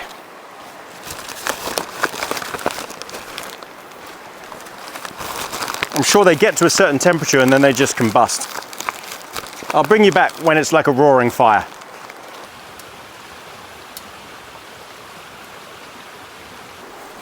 Welcome back, everybody. The fire is roaring. It might look like it's close to the tent, but it's really not. It's barely warm. And I can move it a bit further away, but it's raining. But that's giving off enough heat that I can feel it, the waves of warmth.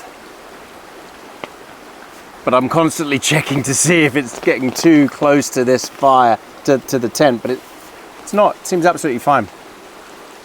Oh, that's nice. It's a roaring fire. It's lovely. I might even just move it over slightly, just to bring it a bit closer. Bruce is triggered. You can't see him. Brucey, yeah. There he is. He's triggered because the light's on. All the lights are on, so he's going nuts. So, cigar time with my wine. So I've got to give a very special shout out to Sean in Scotland. Sean, I think, and his wife, I can't remember her name, sorry. Anyway, he sent me a superb gift. I'll put it on a picture of it on the screen. Beautiful gift. Now, I get some great gifts, I really do. But occasionally, one stands out. Every so often, you get one that just stands out. And this was a box of cigars from his monthly subscription, his cigar club. And it's a Psycho 7, this one I'm having from him. Connecticut Psycho 7. So thank you very much, Sean. It was a great letter. I loved it. I'll keep it between us. And something else that he put in the box from Scotland was shortbread. Shona's shortbread, handmade in Stonehaven. I cannot wait. Actually, I've got to try some. I've got to try some now because I'm impatient and I'm hungry. Oh, oh, it's individually wrapped. Oh man, look at this. The packaging is amazing. The packaging is so good, I don't know how you get into it. Oh, this makes me want to go to Scotland right now. How do you get into this? I'm desperate. Go away, Bruce. Definitely not having any of this. This is very special. Oh, here we go. Shona's shortbread. Ah. Oh, wow, the butter. Ah.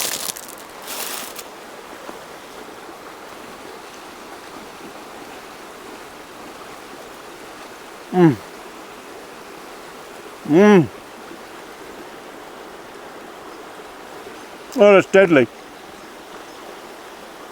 That's so deadly.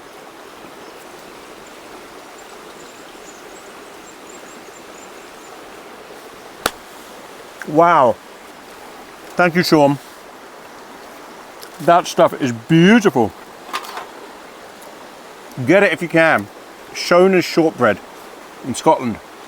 S-H-O-N-A. Handmade in Stonehaven. This is some of the most delicious shortbread. It's not the most delicious shortbread I've ever had.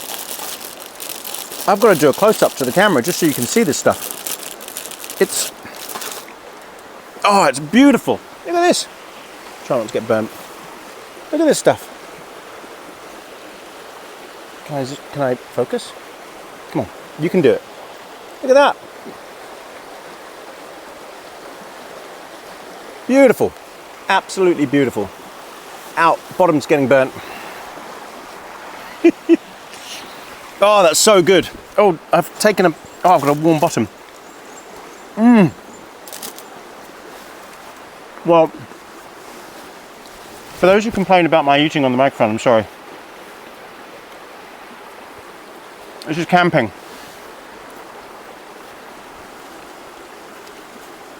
And thank you, Sean, for the cigars. I'm going to try every single one of them on video. Because I only smoke when I'm camping. I don't smoke at home. So only when I'm camping. And of course, I don't film every camp. Some of them are personal camps. Some of them are hunting.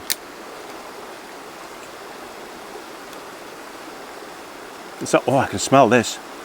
Wow, very different aroma to what I'm used to, the Cubans. This is like the Oliver.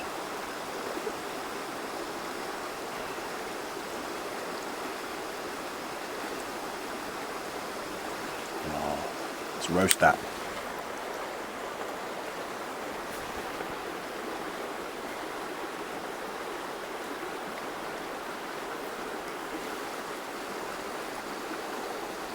Psycho 7, Connecticut. That is nice. That's a lovely draw.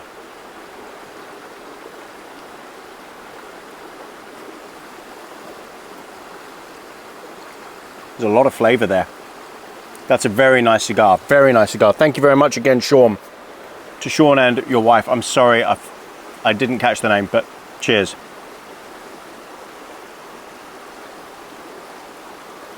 Sean in Scotland. I won't say your last name. Believe me, you don't want the internet knowing you.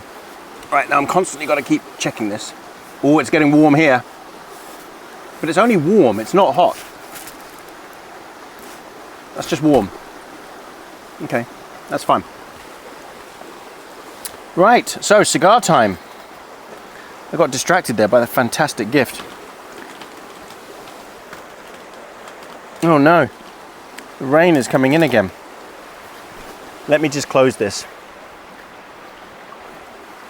I opened it to get something out. It's just a little design flaw there. But to be honest, you can just close it like that. What I would like is if that side of the tent was equal to this side, like this angle stops any rain getting in whatsoever, but this cuts it short, so it just splashes in. If they had the same cutoff here, like this, no rain would get in at all. That is it. That's all I can find with this tent. That's all I could find that I would change. I would copy this. In fact, I would put this pocket there as well and just have it like that.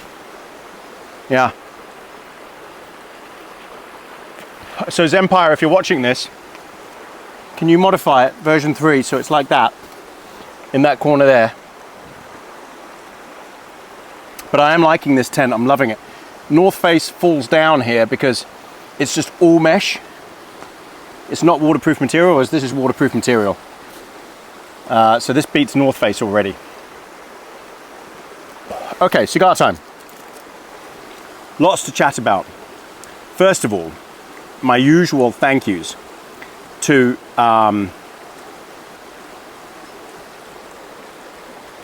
all of my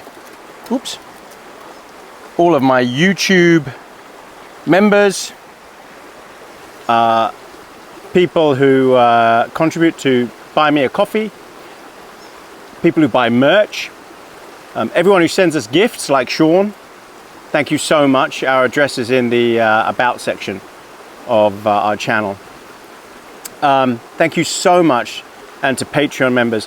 All your contributions, your financial contributions and your gifts go to treats, go to buying more gear. I've just bought this tent.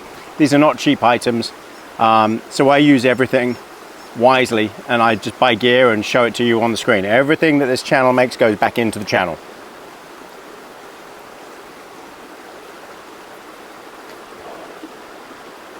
And for the YouTube members, Bruce, you're going to burn your tail. YouTube members, there's a new level. So people ask me about what is YouTube membership. Well, it's just a way of contributing. If you don't want to use Buy Me a Coffee or anything else, you can join the channel as a monthly member and pay, and you get early access. Bruce, get out, out, out, out, out. You're gonna get burnt. Oh man, that was close. You're gonna, as a YouTube member, you get early access to videos. There are 2 levels. There's a normal member, and you get access to videos so like 2 weeks before they're coming out, a week to 2 weeks before they come out. And then there's a new level called the treat level, because some people asked for this, a higher level. And this gives you access almost a month out. Can you hear this rain? Actually, can you see the rain? I can see it in between me and the camera. I think storm is almost here. So yeah, thank you to all the members. You get early access to the videos, and that's what that is. I don't think you can join on the app. I think you can only join on a desktop. YouTube don't make it easy to do it. I think that's something to do with the fact that Apple demands a cut if you do it on an app, so they just don't allow it on an Apple device. You have to do it on a desktop. Okay, it's just still checking, still checking. It's all right. I'm watching. The last thing you want to do is one of these air seams to pop, but that's barely warm. Yep, that's okay, that's fine. Yeah, so thank you very much. Thank you to everyone. And to people like Sean for sending the beautiful gift. And to everyone who sent us birthday cards, thank you very much as well. Much appreciated. We've got the birthday cards. Thank you.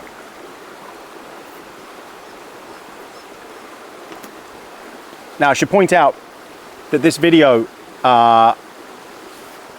again, I'm recording it now, but it's going to not come out for over a month. So any topics that I discuss here, you've probably already got the answers to, and I could be wrong or I could be right. Hey, who knows? But it'll be fun playing. So before you judge me, just remember,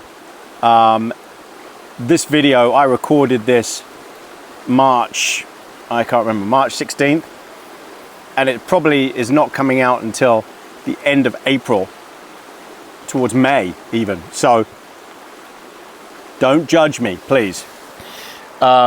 Something that I got a lot of questions about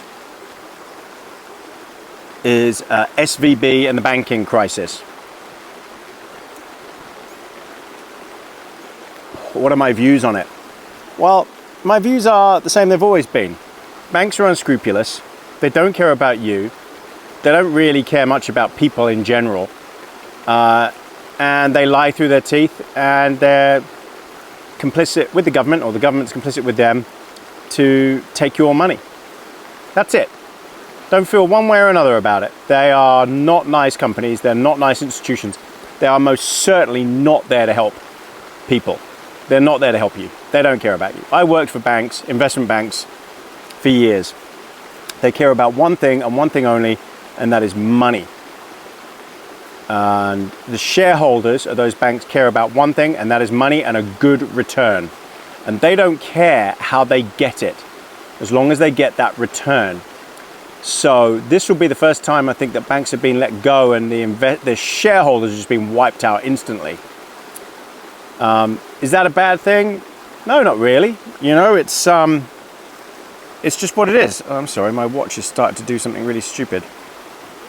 It just is what it is. That's a risk you take. Investing in a bank is like investing in any other stock, and they can go under. And if they go under, don't expect a bailout. Let me move this over a bit. You're getting more and more fire in the picture. I hope the camera's still picking me up. I'm sure it's getting my voice though.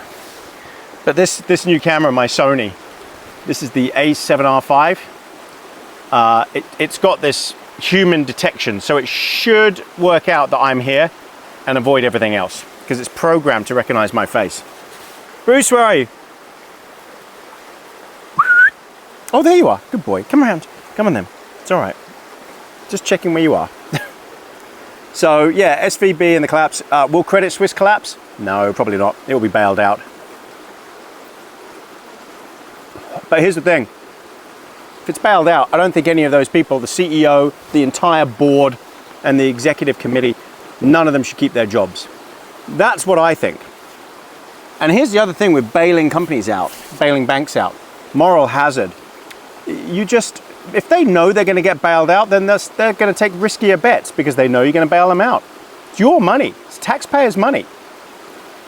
Don't forget, the sole purpose of the government is to take your money and give it to private enterprises, institutions, and companies.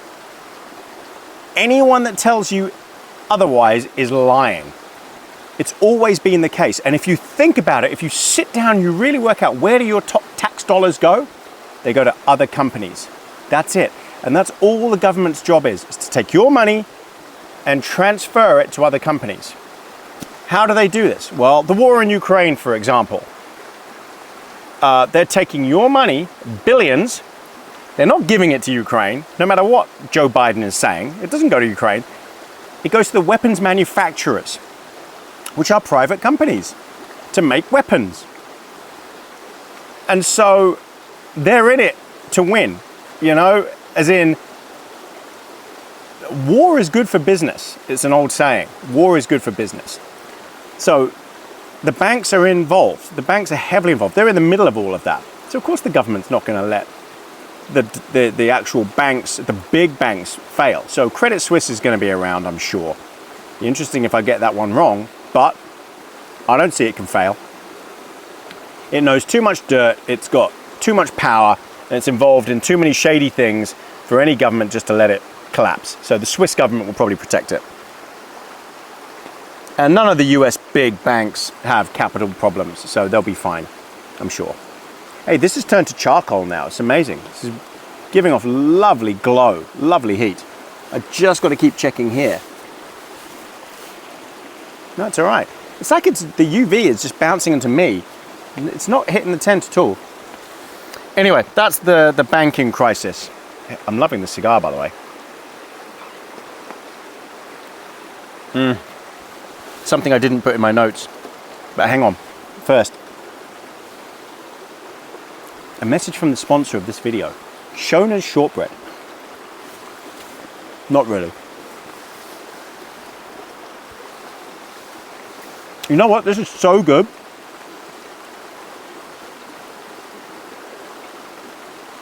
It's so good. It's so good. I have to find the link to this shortbread. I have to find it. And I have to put it in the description because it's so good. And of course they're not sponsoring the video. This was a gift.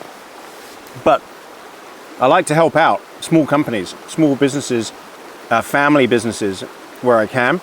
If they've produced something great, then I'm going to help them out. So, Shona, awesome. Cheers to you with my Esk Valley wine. Don't forget Esk Valley.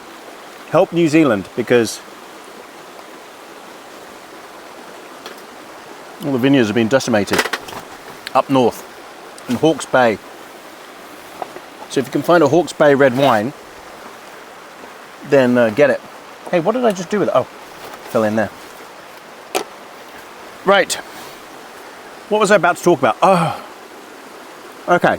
This tent, I love it. It's an awesome tent. It's an air tent. These frames are incredibly strong, really strong.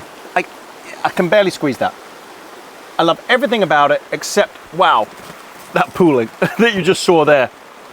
But I've closed the door now, so it should be fine. If I could fix that and turn it into this, then I would. Everything else about it, I love. It's a superb tent. The quality is brilliant. Everything is assembled. When you take it out of the box, you saw me unpack it and pump it up, and it was ready to go. It was all connected. You didn't have to do anything. You didn't have to put the fly on separately. It was all done at the factory. And the reason that's important, and let me tell you why that's important.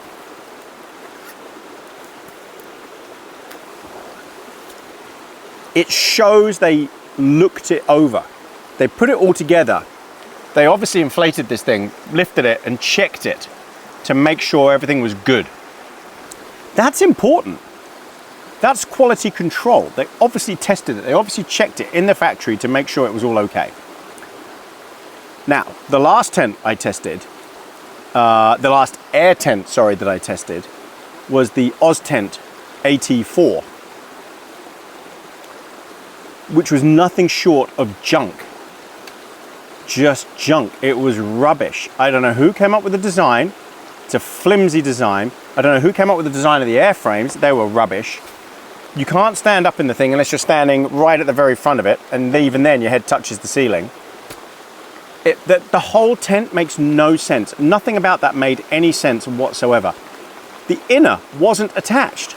I had to go in there in the rain, and I was soaking wet. I had to go and hook this stupid inner up, which didn't fit properly. It was just shoddy. It was just sort of, oh, that'll do. Here we go. They'll buy it because we're OzTent. No, it was crap. Absolute crap. Pile of junk. I sent it back and got a full refund. And and that was from the dealer. I've not heard a single thing from OzTent. Nothing. I'm assuming, and don't forget, this is at the time of this video, I've not heard anything. Hey, who knows? I might hear something in the future. If I do, I'll put it in the description and update it and say I did. But, one, no apology from OzTent whatsoever. None for the faulty craft, their faulty work. Nothing. Two, no acknowledgement that there was these problems, or that there might be a problem with the design of the tent. And three, I've just given up on them. I've given up on Australian camping manufacturers because they just don't seem to be very good. If it's got Oz in the front of it, the chances are it's actually not a very good product.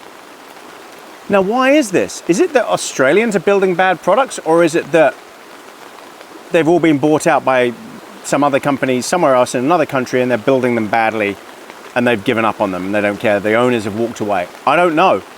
I don't know what it is, but the fact of the matter is the quality of these products is not good. They've got issues.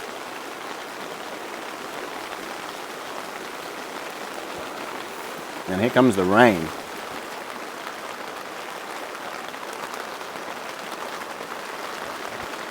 Not much pooling. And hopefully none on the big tarp, on the awning. I'll have to go around and double check that. But I don't think there is, because I can see all the water pouring off of the tarp at the back there. It's very disappointing, very disappointing. I was freezing, setting that thing up. I was tired. I was so disappointed to see that it was actually faulty.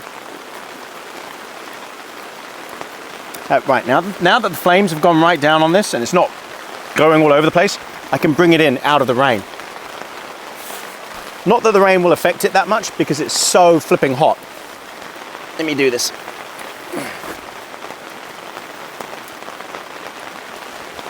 Nice.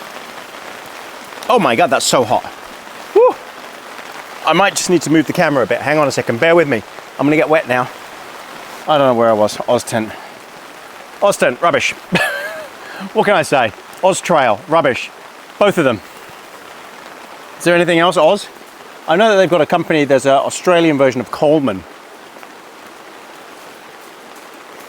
And I think they're meant to be better, but still, not great gear. I hear that about waterproofing problems, but that's all secondhand, so I can't really say it.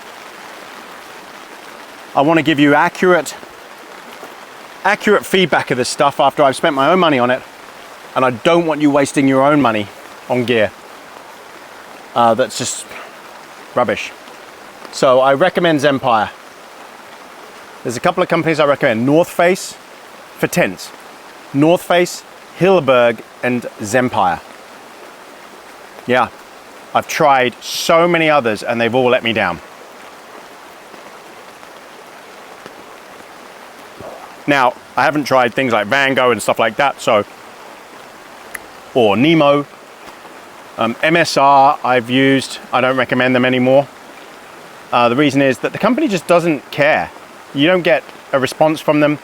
They've tried some new technologies and I just think MSR has had its day. I think it's been overtaken by Nemo. I really want to try Nemo, and I will at some point, but those are wild camping tents. You wouldn't use them on a car camp. Okay, so that's the tents out of the way and the banking crisis. Formula One. Lewis Hamilton. There's rumors starting that he's going to leave Mercedes at the end of this season.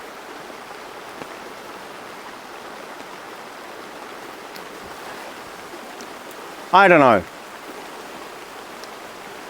I think the only team he would leave Mercedes for at this point in his career is Ferrari. I don't think he would go to Red Bull.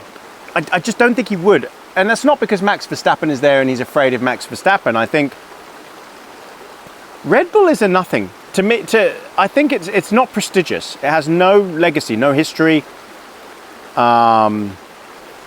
It's a drinks company. Does anyone care about Red Bull?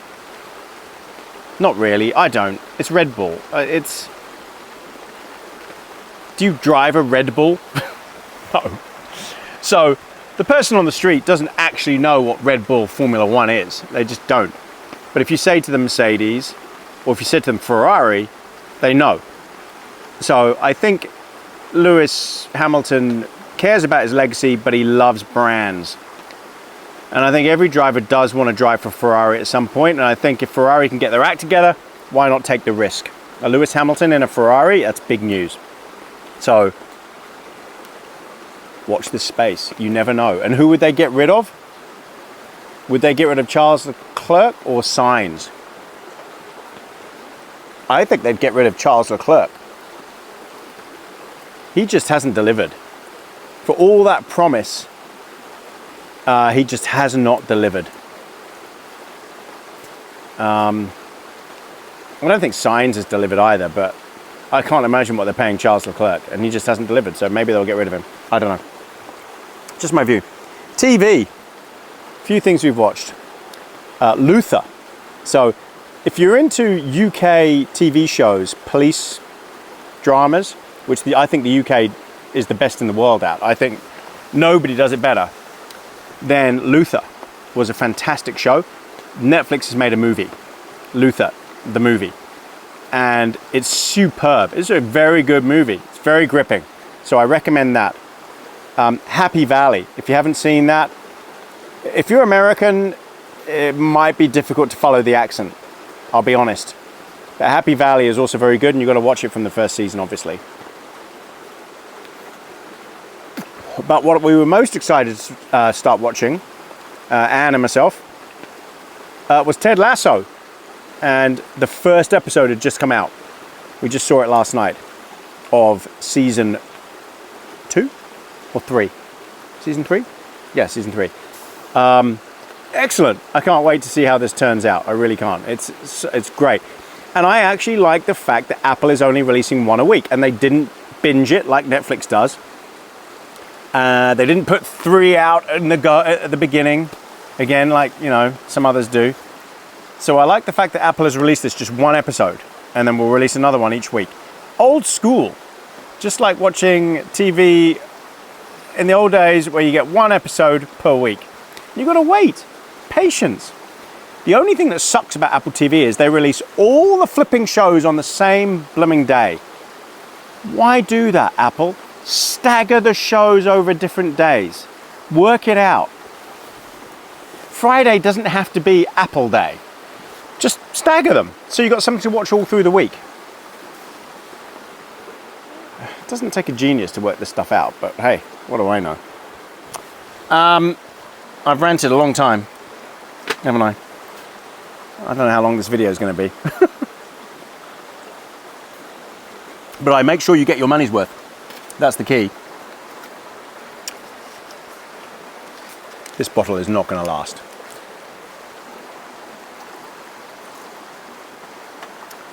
So, finally, if this is coming out end of April, I'll be in the UK.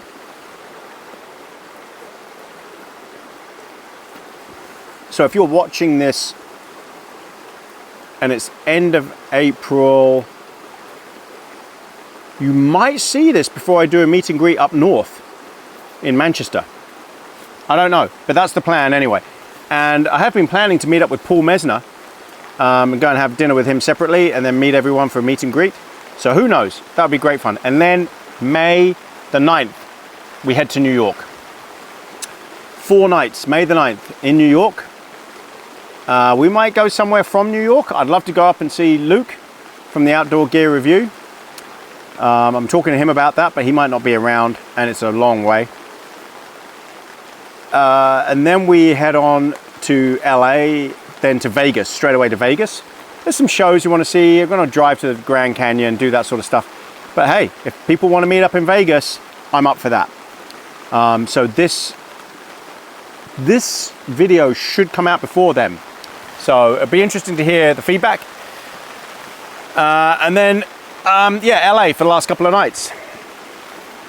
While we're in, so we've got, I think, 5 nights in Vegas, 4 nights in New York, or 5 nights in New York, 4 nights in Vegas, one or the other, from the May 9th. And then back to New Zealand. So look, I get a lot of questions now on Facebook and Instagram and on the community posts because comments are disabled now on all the videos. I've explained this before, I'll explain it again. The channel got infected with bots, these automated scam bots from India or wherever. And it waits till I release a video and then gradually drip feeds out comments to other people's comments. Wow, it's really chucking down now. But this pooling is flowing off, which is quite nice. You can't see Bruce because I haven't got his light on. He's right out in the middle of the paddock there in the pouring rain. Aren't you, Brucey? You watch behind me. Watch. You see him? You see him coming? There he is. Oh, he's soaking. He loves the rain. So yeah, the comment section got infiltrated by bots. They've been an absolute nightmare, scamming my viewers, scamming, you know, the elderly, the vulnerable, who are not quite street smart. And I had enough of it. Can't be bothered with it anymore. I can't manage it anymore, so I disabled the comments until YouTube fixes it. There's no other way to fix it. Other channels, I've noticed, I've gone through and looked at their videos and looked at their comments. It says they have like 3,000 comments for a video. 700 of those are real comments. The rest are all scams, bots, spams, trolls. The YouTube comments section, if you take all of social media, the YouTube comment section is the worst of the worst. It's where the worst of the worst people go. And here's a theory. It's because they're anonymous. They make up some random name, handle, sign up with some rubbish Gmail account or whatever, and they can be as nasty, belligerent, rude, sexist, whatever they want with no repercussions because no one knows it's them. Right. Whereas on Facebook, they tend to be trackable because they've got friends, they've got a real name. So Facebook is a much actually nicer environment to be. So, and Instagram, so, and Twitter, in fact. So I've moved completely the opposite direction now onto Facebook. So if you want to leave comments and you want me to talk to me, then Facebook is the way to do it. I can foresee a point where I actually stop comments even on the community posts. Because again, God, what have I been doing this? 3 weeks? Already, I'm getting people on the community posts that are just nasty, scams, bots. Again, there doesn't seem to be a way to control this.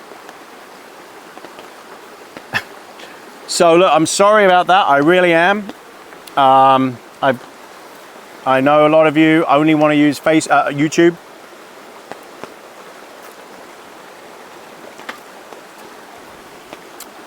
But I don't want to use it anymore. And you've got to see it from my perspective. I was spending hours a day cleaning this rubbish up. Now I could be like the other channels out there and just ignore it and ignore comments. Because that's the only way they can manage this. And just let it be a free-for-all, let you all just talk and get scammed and get trolled and nasty comments about me or whatever. But you know what? I don't want to do that. I'm not everyone else. I'm not like everybody else. I don't want to be like any other YouTuber. I'm just me doing my thing. And I grew up, my dad taught me morals, politeness, manners. Manners maketh man. And to treat people the way you would like them to treat you. And I'm sorry, the YouTube comments section is just an awful place to be for me. It really is. I have to read some horrible stuff. And all this ridiculous stuff as well. So I don't know what YouTube's doing to fix it. Probably nothing. I don't think they care. I think it's all clicks for them. And they're into clickbait. That's what YouTube's all about, clickbait these days. So who's got the most clickbait thumbnail? I don't do that because I don't put text on my thumbnails. It's just a picture of what is happening. And the title is what it is, basically. Camping in the rain, doing this, doing this. That's what you're looking for, here it is. Is it boring? Yeah, probably. My thumbnails are boring, fine. But that's what it is. I'm not hiding anything, it's what it says in the can. So, I don't go for clickbait. I don't like clickbait stuff. I think it's pretty desperate to do clickbait. I think if you're at the stage in life or on your career where you've got to do clickbait, then something's not going right. So rather than doing clickbait, why don't you just fix what's wrong? That's my view anyway. We all make rubbish videos sometimes, or all the time, you might think, I don't know.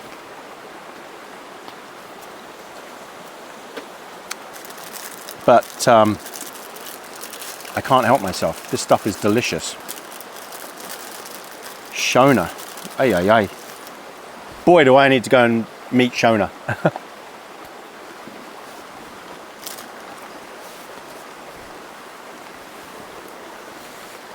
All right, everyone. I'm happy as a pig in poo. Got wine. Got the best shortbread ever. I've got a stonking fire. Can you even see this on the... I can't even tell. I think you can. I've got a stonking fire that is just giving off so much heat.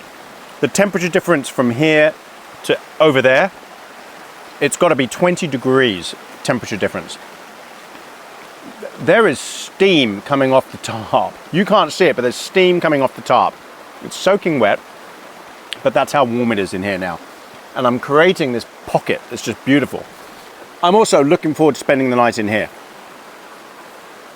You know what? I know this isn't going to leak. Please don't leak, Empire. Please don't leak. I know it's not going to leak. I'm confident. There is a weak point, and that would be that power outlet. But that's about it, I would say. Okay, everybody. I'm calling time on this. And I'll bring you back for bedtime. Thanks again for coming, everybody. Thanks again for all the treats. I look forward to meeting you all on our meet and greets. And if I do my US road trip at the end of the year, in winter, then I will hit as many states as possible. And maybe meet more of you then. Cheers, everybody. Cheers. Welcome back, everybody. It's bedtime. And Brucey is tired. And as you can hear, it is absolutely chucking down. Brucey, hey, come on. Come over here. Come on. Come over and come on. You can do it. Come on. Brucey. He's so tired. I don't know if you can see him. His head might just be out of picture. Let me just move him for you. Oh, he's tired. Oh, come on. Oh, Brucey. There he is. He's tired. Gotta leave him. So, it's been a fantastic night. It's absolutely chucking down. It's so loud. And it's gonna get louder and heavier through the night. I think at about 4 a.m., 2 a.m., it's going to be torrential more so than it is now.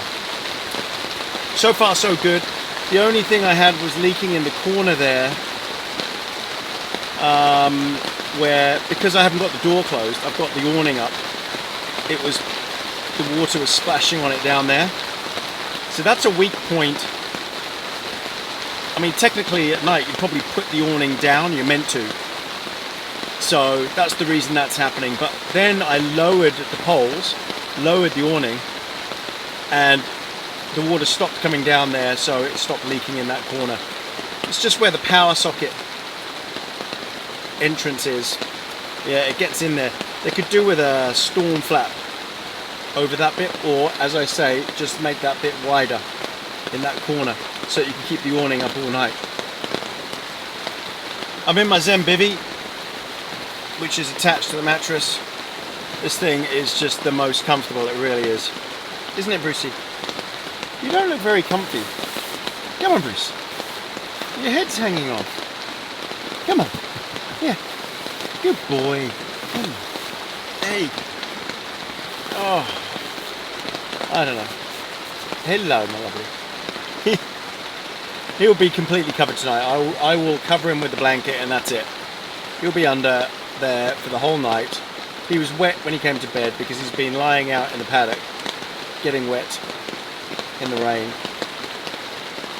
I dried him off as much as I could, but in the morning, you watch, he'll be bone dry, and I bet there's no condensation. I've got the vent open behind me here. There's all the venting up the top. I've got the two windows closed and the door closed, but look, with all this venting, so I've got airflow coming through because I'm right up against the vent here, the door, the rear door, and I've got that completely open, so I don't think it's going to be a problem. Fingers crossed there's no condensation in here at all, unlike the Oz tent, which was, again, terrible. They always are. Alright everyone, I'm so tired. It's been a great night, great day, but I think we're ready for bed. So I might film in the middle of the night if it gets really torrential. But other than that, I'll see you in the morning. Good night, everybody. Good night, Brucey. Night, night. Night, everybody.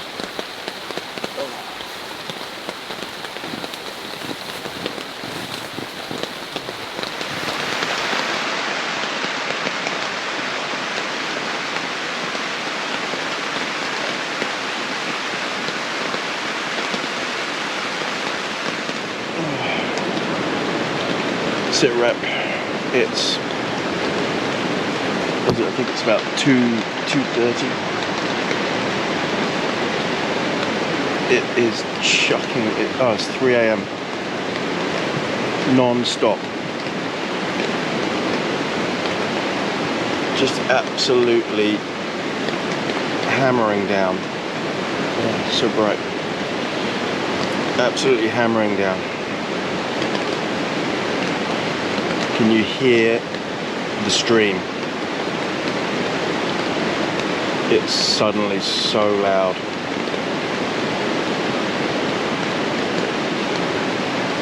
It sounds pretty violent. Should be an interesting crossing the ford. In the morning, I might be here for a bit longer if it's too risky to cross. But I have spare food just in case. So that sounds really loud. But the tent is bone dry everywhere. Not a single leak anywhere. Even down at the power socket. Nothing. And when you stand up here, the wind, the breeze that's flowing through is so strong because of all the mesh. There's lots of wind blowing all the way through there. Oh, the noise. It's so loud.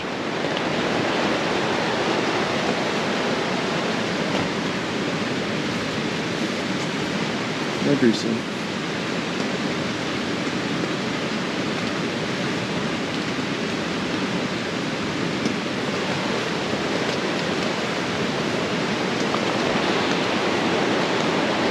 Bruce's toast.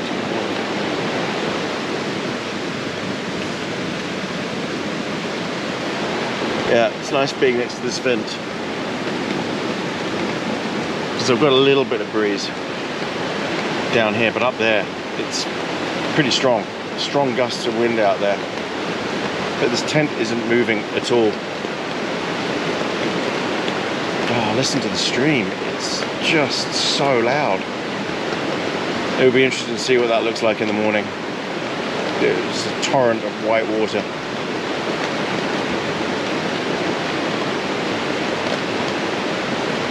I wonder how long I'm going to be stuck here.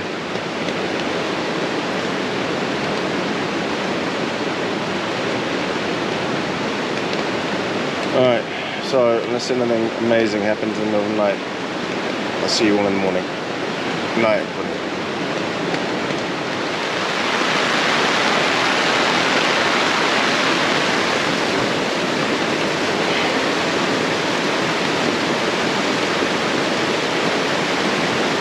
It's loud.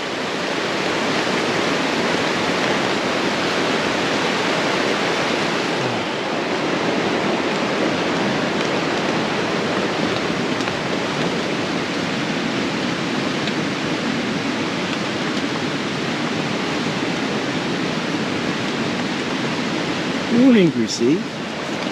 Morning. Morning. Oh, you're so warm. So, oh, is that the spot? Is that the spot? Is that the spot? Oh, morning. Morning.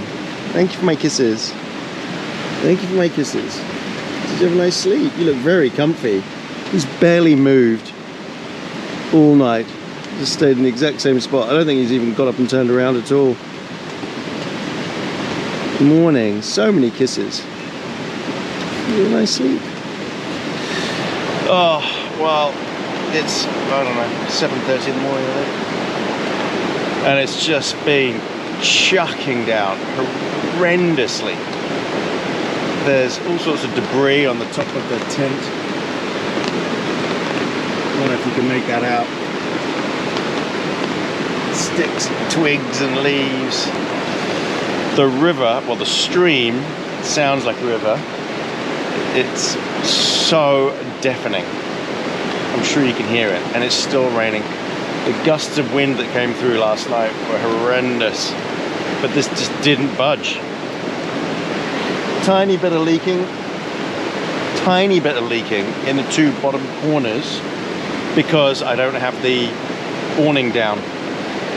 So that's to be expected in a deluge. You would put the awning down usually at night and turn, you know, have the full fly sheet protection, rain protection. So that's nothing to do with the tent. It's just the inner is exposed right now because I've got that vestibule up.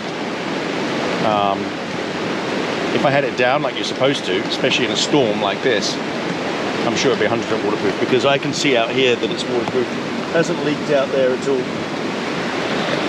And in here, the rest of it is completely dry. So that's not the tent's fault. That's just because I've got the awning up. Right, it is coming down in sheets out there. I can see it on the roof. So I'm gonna get up, get a coffee on. What do you think, Brucey? Should we get up? Okay.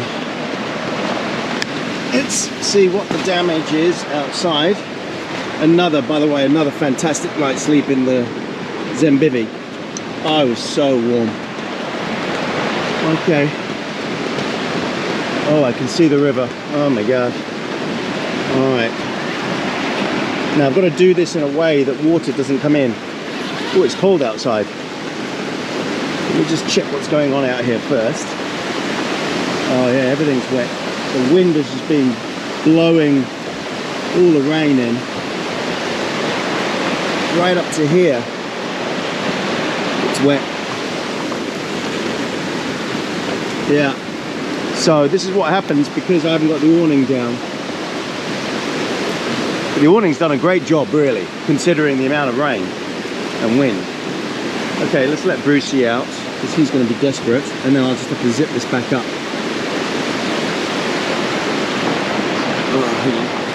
difficult to do one-handed.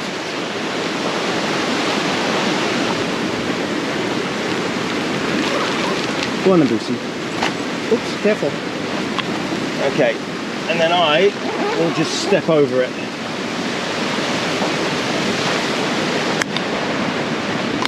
Might need to put my raincoat on. Oh man. I know what you all want to see is the river. Holy moly.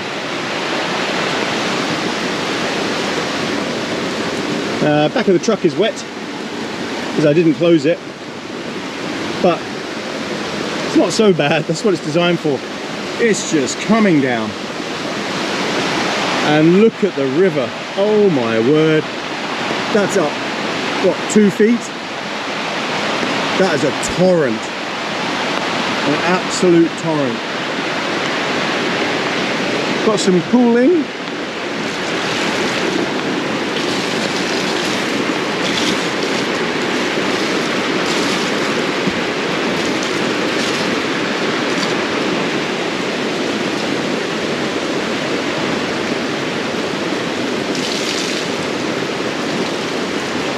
Wow, that's amazing that that's all there was, considering the amount of rain. So my chair is pretty much dry. It's a little bit of spray on it, but the chair is dry. This stuff's wet. So you see, it eventually works its way in here because it's not waterproof. Same on that side. It just comes in the seam here and in that bottom zip. But again, that's because I haven't got the awning down. If I had this thing down, if I had the storm flap down all the way, then not a problem. But you know what? There was no leaking whatsoever anywhere else.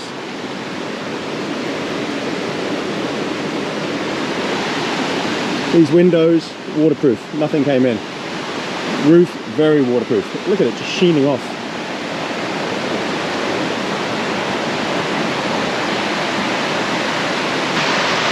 Okay, check this out.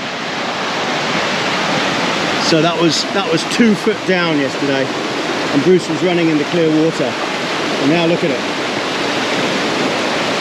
I've got to cross this later in the truck. I might have to wait till it goes down. It's just going so fast.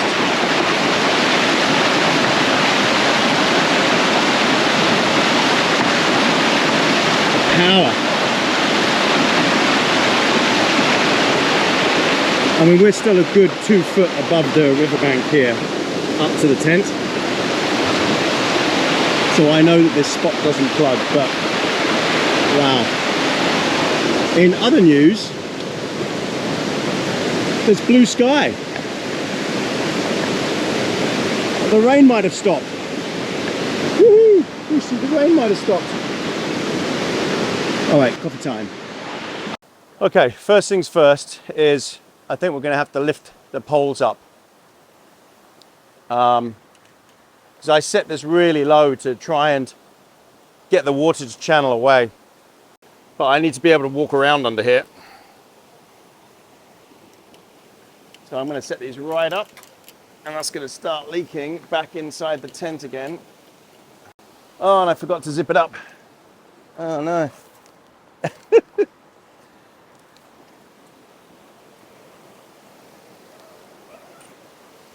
All right, that's better. And we need to lift this pole up as well. Oh. If it sounds like I'm shouting, I'm sorry, but it's because I am shouting. Because it's just so grim out.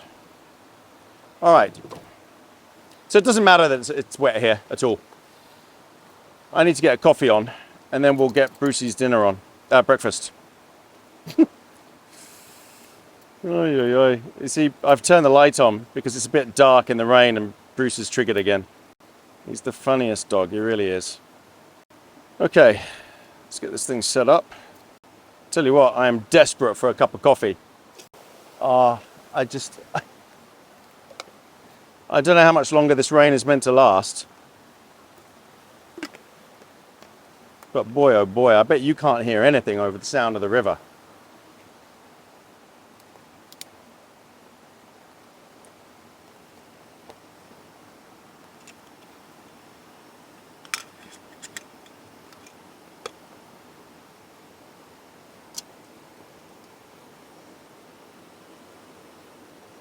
Okay. Coffee time. Well, everything up here is completely dry. So why didn't I close this up last night? I just couldn't be bothered. I just thought, you know what? Let's see what happens. Let's see how wet it gets. And this is designed to get wet. I mean, the stuff in here, it doesn't matter that this gets wet at all. I thought this might stay a bit drier. That's quite wet. My bin is wet, but who cares about that? Right, I'm gonna have to put my waterproof jacket on. Okay, I'm back. And I'm waterproof. Wow. So there's blue sky over there.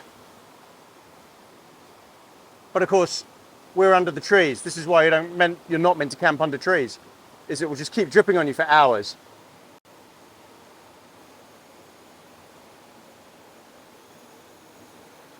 All right, we're boiling. Yeah, so it's another case of do as I say, not as I do. Don't camp under trees. Because when it stops raining, it just goes on and on and on, dripping, dripping, dripping all night, all day. And then every time there's a wind gust, it'll just blow it all down on you.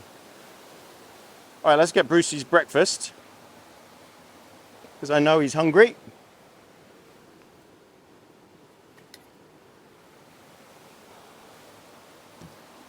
I don't know if you can see him down here.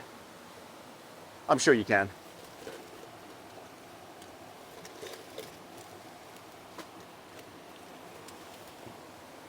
So I bought enough extra food for another day for me and Bruce. Also, I always have MREs in the truck, so I've got a full MRE, meal ready to eat, in the truck. Always.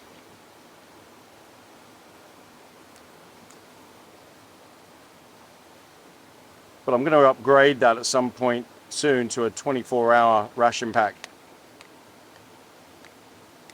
Just trying to find the right one that won't melt or anything. Okay. Let's give Bruce his breakfast. There you go, Brucey. All right, so definitely going to be using the fire again today.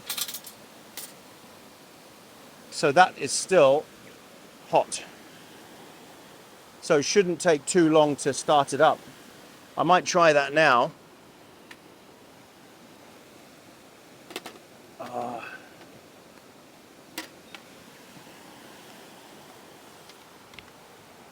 Everything is wet. I might have to just dry this table. I don't want to block your view of Bruce.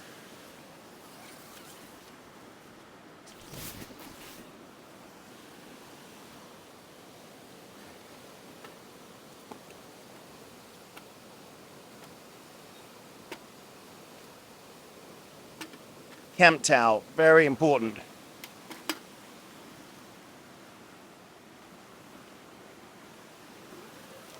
Yeah, so any water that got in there last night in the tent, that was my fault. For being lazy.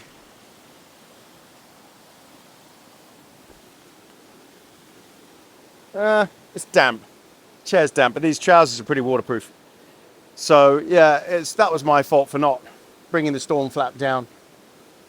If you get this tent and you know it's going to rain at night, put the storm flap down. And you secure it with 2 pegs down the bottom and you zip it up. And then you enter in the sides. But they've got these doors, it's pretty cool. But I think you could actually leave the doors rolled up at the sides and still have access. Easy access. But it would still be pretty stormproof. But there's only so much that the inner here can take. Because it's not 100% sealed over there. Brucey, mind out of the fire. Bruce, out, out. Okay, what we should do is, I just hope you can hear me over the sound of this river. It's so incredibly loud. It is still raining. Let's get the fire pit going. Did I say it had stopped raining? Oh wow, look at these coals. Oh, that's baking hot. Look at that. Okay. This shouldn't take long to catch at all. So what I'll do is, so these coals are still baking hot. They just haven't burnt out yet, because no air can get to them at the moment. Let's just move some of this so it falls onto the pad below. Okay. Right, so we put some firelighters in, some coals there, and we're good to go. Bruce, mind out. And of course, I've blocked my access again. These drawers are great, but I've got to stop putting everything in them all the time and then having to open them all the time. I was just chatting to the guy who, he just came over, who's camping over there with his kid. He's gone to the river, he's gone to the ford crossing just to check it, just to see how bad it is. I'm sure it's not that bad. Okay, so what we'll do is we'll put the hot coals, because these are hot, they just haven't ignited. We'll put them here. So it's got a hot base.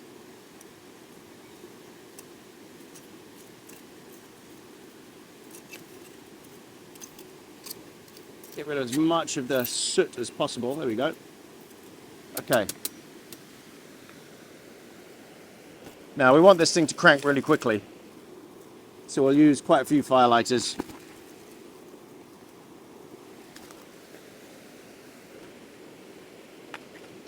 Bruce, I can see you there, playing in the shadows.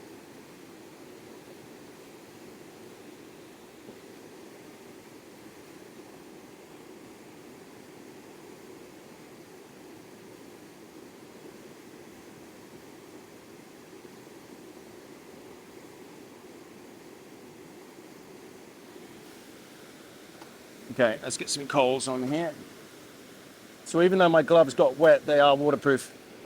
So inside, they're dry.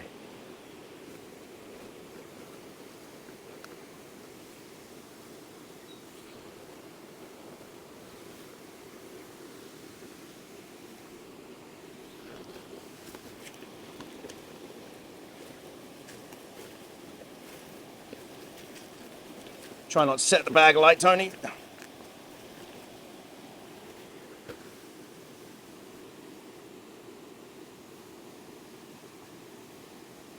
Okay, hopefully that takes. Because this is how I wanted to do breakfast today, which obviously means it's not pancakes.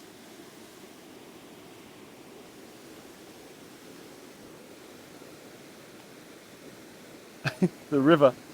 Oh man, it's loud. It's so loud.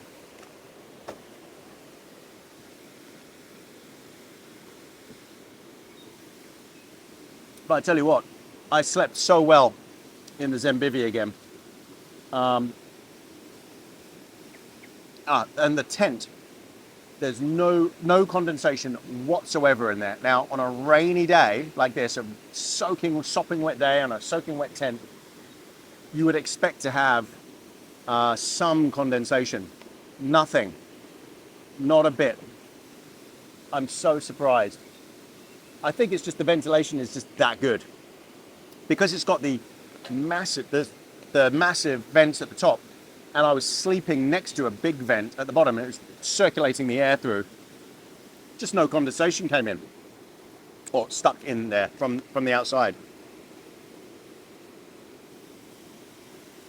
And you've got to think, I'm next to a river as well. I mean, it doesn't get any wetter than this. So that was a very good job, very good job. I'm so impressed with this tent, I really am. It's my new favorite.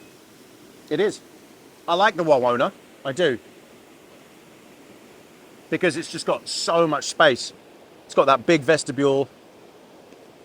But it just seems old school now compared to these air tents. These air tents, this has got to be the future. So strong. You think how thick these poles are. I mean, the wind was gusting and honestly, nothing was budging at all. You can lean on this thing. It also answers the problem that people are asking about, could I use the Wawona in the snow? And I would say, no, you can't. I don't think it could take the loading.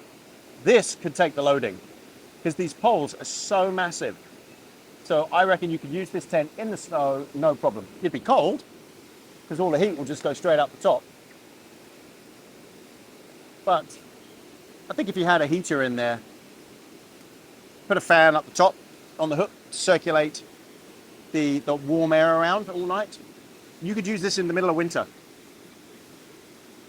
In fact, that's what I'm going to try and do. I'm going to try and take this up the tops in the snow and see how it does in a car camp. I'll be curious. I think it will do it. I think it will do a good job. I don't know about driving snow, but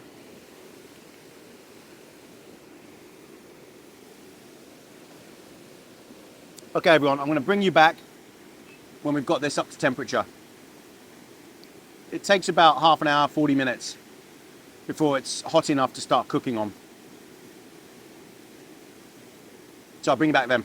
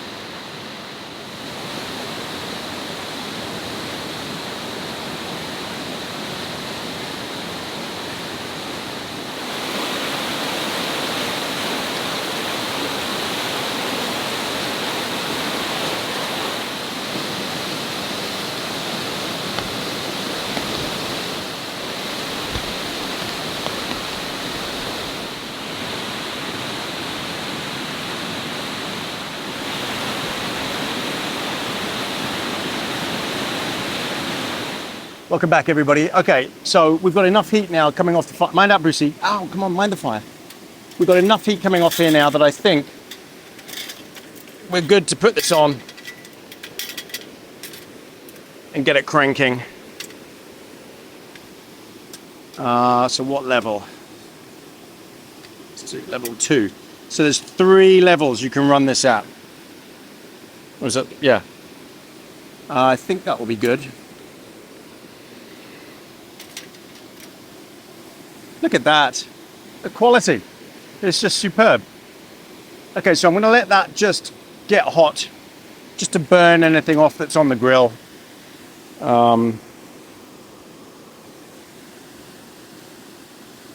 Actually, shall I put it a bit lower just to let it burn off? Yeah. Let me lower it one bit.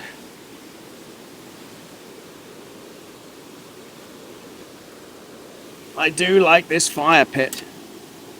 Look at this. That's just perfect for barbecuing. Excellent. Excellent piece of kit. Right, let's get breakfast. Get it on here. Ready. So I've got to get it all out the fridge. Get all the breakfast stuff. I've got eggs, bacon, sausages, mushrooms. So the eggs I'm going to have to do in the frying pan. Mind out, Bruce. But the bacon and everything else and the sausages will just go straight on. Bruce, no.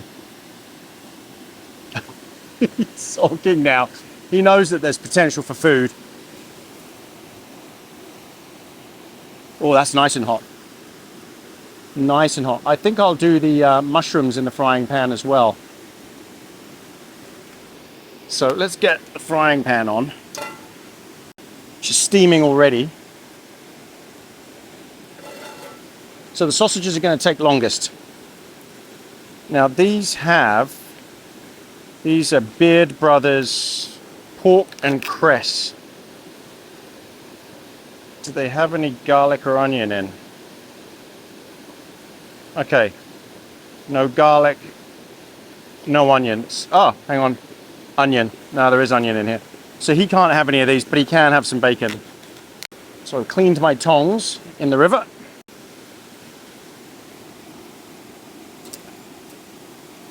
Now you can't hear it, but that's sizzling. I'm sorry if you wanted me to do pancakes. All right, sausages on.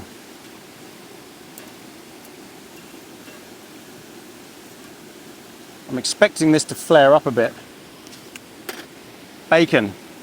So we can put the bacon on the side. Oh, is it one of these easy peels? Yes.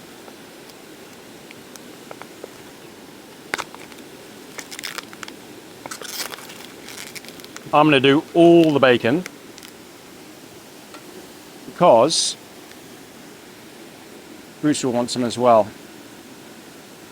And bacon shrivels up.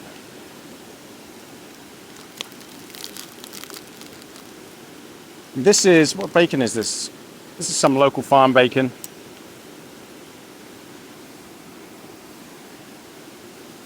Obviously the sausages are going to take quite a bit longer. But I'll just move the bacon off to the side once it's cooked.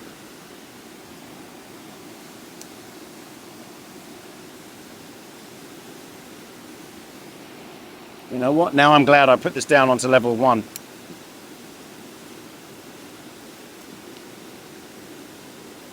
This Snow Peak grill, this Snow Peak fire pit. Now Snow Peak is Japanese. As I said last night, I think. But it is very expensive. Gotta say. Snow Peak gear is very expensive. In case you didn't hear me the first time. All right. Mushrooms. Well, let's just try and chuck them on and see what happens without doing them in the pan.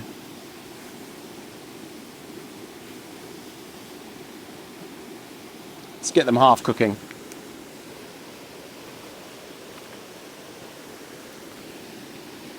So the guy over there, the dad, I went and chatted with him about the river. And yeah, he said, no, we're not going to cross. Going to wait a few hours. It's way too dangerous at the moment. Sensible. It's not necessarily the depth of water that's the problem, especially when you've got a snorkel. It's the torrent, it's the speed, the volume of water. If it was deep and not running, that's not a problem, but this is fairly deep and it's just gushing. You can hear it, and you've seen it on camera. The amount of water, the speed, oh, it's raining still. The amount of water, the speed it's flowing, just way too dangerous. That will just take your truck and just push it straight down the river. Not worth the risk. Okay.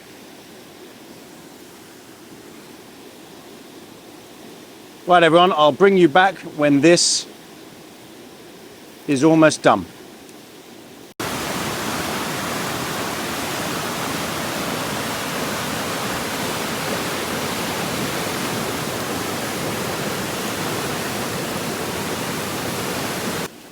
Welcome back, everybody. Okay, so, hey Brucey. We've got everything on. You just saw the video. It's all looking great. Hello, I know. You want some bacon? Yeah, I knew this bacon would disappear into nothing. Yeah. Sausages are lovely. Oh, they look perfectly cooked. Eggs are almost ready. just put them a bit more on the heat. Mushrooms are definitely done. I think we're almost ready to go. So I need to find, oh, okay, there's his bowl. So he gets a few pieces of bacon.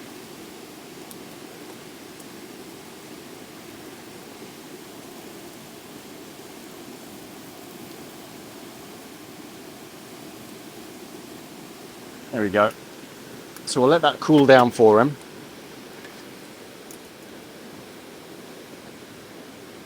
We'll chop it up a little bit. It won't make a difference. He'll still wolf it down within 5 seconds anyway, because he's a glugger. I've got to say, I love cooking like this. I love cooking on the charcoal. It's nice. It's so much easier than using wood and waiting for the wood to burn out and become coal, so it's all smoky. And this is a much, much cleaner way to cook on the charcoal, just as if you're having a barbecue at home. So I do have coming a charcoal base to catch coals and to provide more air, so it burns hotter and quicker. That just hasn't arrived in time, that's all. Okay, so I think we are ready to go. Sausages. Let me just check that the sausages are good. Yep, they're good. Because they're pork, you don't want to mess around. Yes, perfect. Cooked through. Oh, and they smell delicious as well. All my bacon.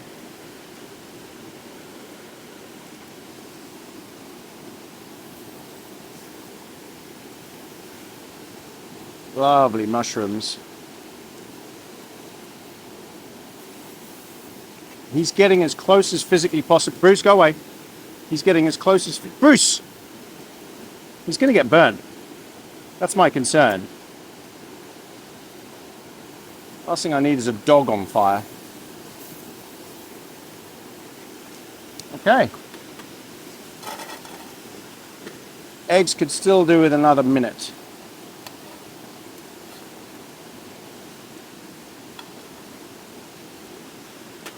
Oh, this is going to be good.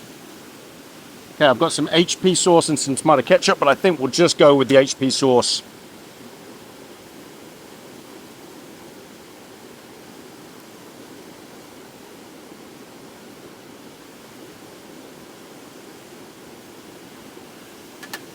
Oh yeah. And the eggs, I think we're looking good here.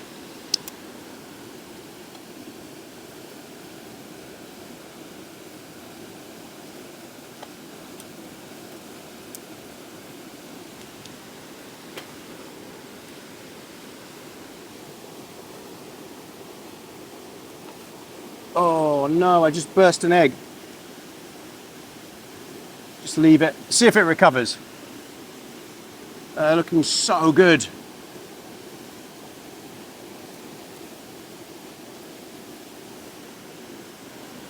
Okay, rescued that one.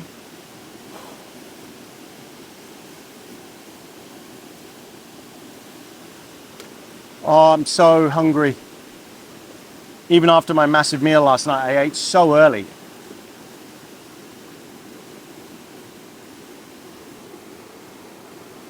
Okay, we're good. Try and do this without bursting it. And there we have a beautiful cooked English breakfast. Check it out. Pork sausages, bacon, portobello mushrooms, eggs, and HP sauce. So Bruce has gone running off. Do you want your bacon, Bruce? Would you like your bacon? Wait. Go on then, good boy. He is a good boy. Here we go. Ha ha ha. I don't know where to start. I've got to have a bit of sausage.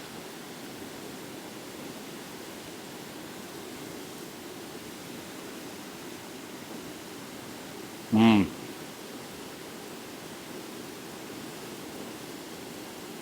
Hot. Really hot. But nice. Okay. This is good.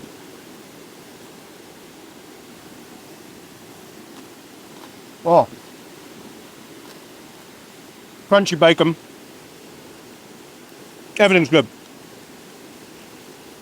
You can't beat a full English breakfast. Yeah, it's a shame it's still raining. Otherwise I'd sit out there. I think that would be quite nice.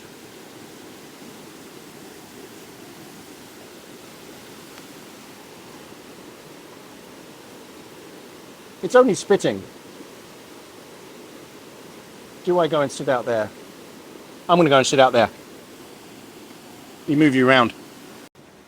Ah, it's nice out here. Bruce, stop begging. Go on, go away. You've had yours. Can't believe it.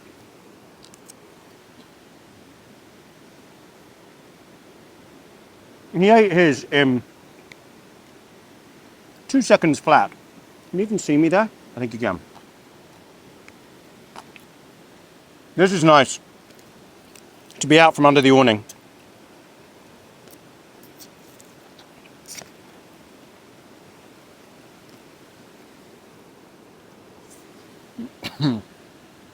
Mm.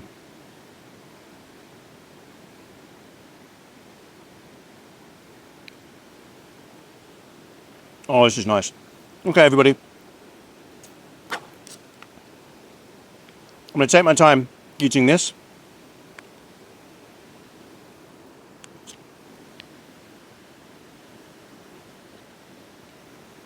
And I'll bring you back. I'll take Bruce for a walk and have a bit of explore up the river. See what's going on up there. All right, breakfast was great. I've emptied the coals into the fire pit that was over there in the distance, and just letting everything cool down. But let's take Bruce for a walk and let's go and check out the river. Oh, it's just sunshine then rain, sunshine then rain. It can't make up its mind what it's doing. Check it out. So the weather is coming from over there. You can see dark clouds. But we really need it to stop raining. But look, there's the sun. Let's go and check out the river. It's about 1 kilometer.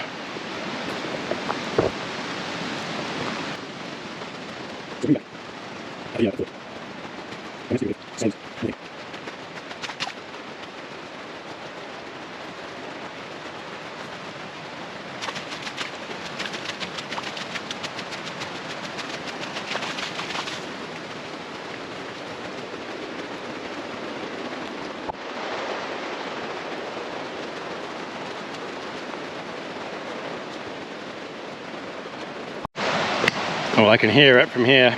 It's loud. Holy moly. Okay.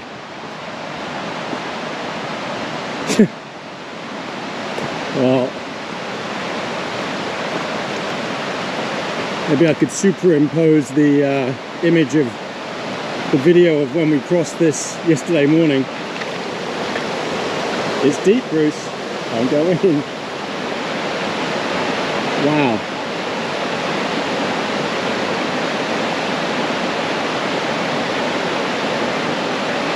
So I don't know what's happened over here, but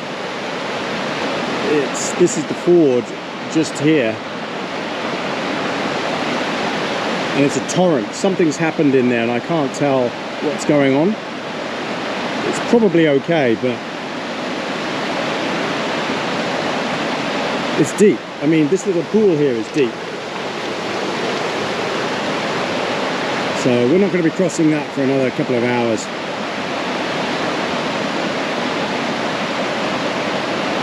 Just so much water that could throw the truck.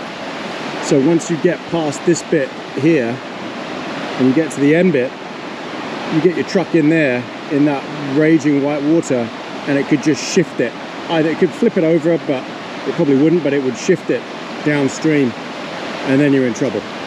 So, no, we're not crossing. So we're stuck here.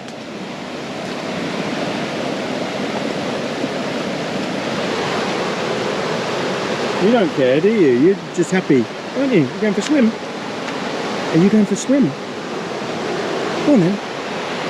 But don't go in there though. Yeah. We're not going anywhere. Oh well. This is why you have extra food, extra fuel. But it hasn't rained hard for ages, so this can't last that much longer. Maybe another couple of hours, and that will have died right down. So I'll show you it now. And then we'll compare to what it's like later.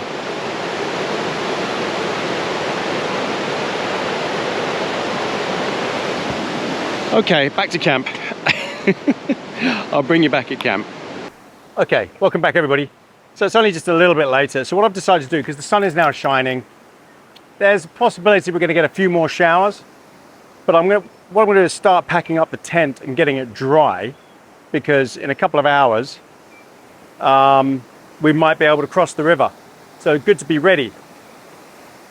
So what I need to do is empty out the tent, get all my stuff out, put that all in the back of the truck. So that's the cot, Bruce's cot, everything else. Get it all in the back of the truck so it's completely empty. Then I can move the tent out here, let it dry out even more, away from under these trees. And yeah, that's the plan. So I'll probably speed this bit up now.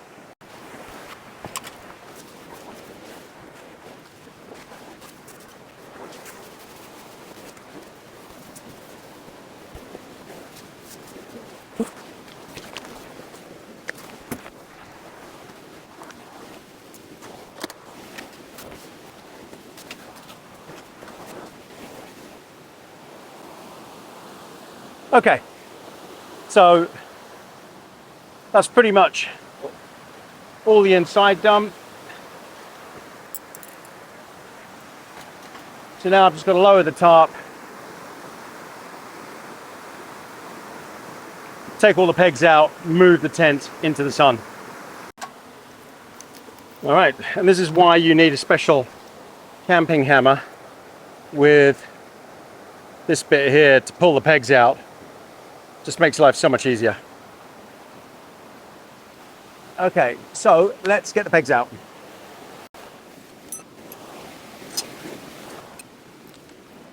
And now, this is good.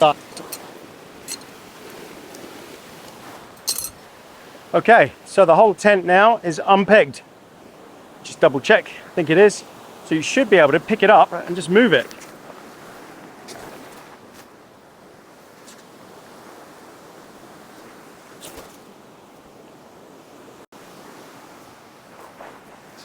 So I'm going to turn it round so the side that wasn't getting the sun can get some. There you go. This is why self-supporting tents are so cool. I just don't want to put too much stress on the actual air poles. Of course, now the sandflies will probably come out and be unbearable. How does this go in?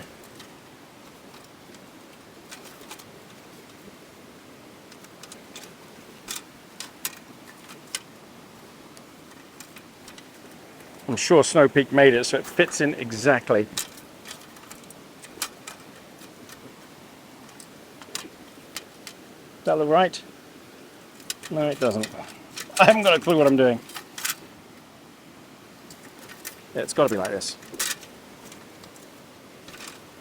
Yeah, there you go. And there's the sandflies. I knew it. I'll have to put repellent on. Okay, let's put the grill in. I love this fire.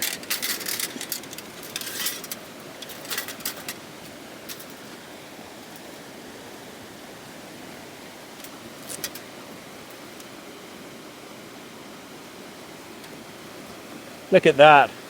What a nice system. Awesome. Okay.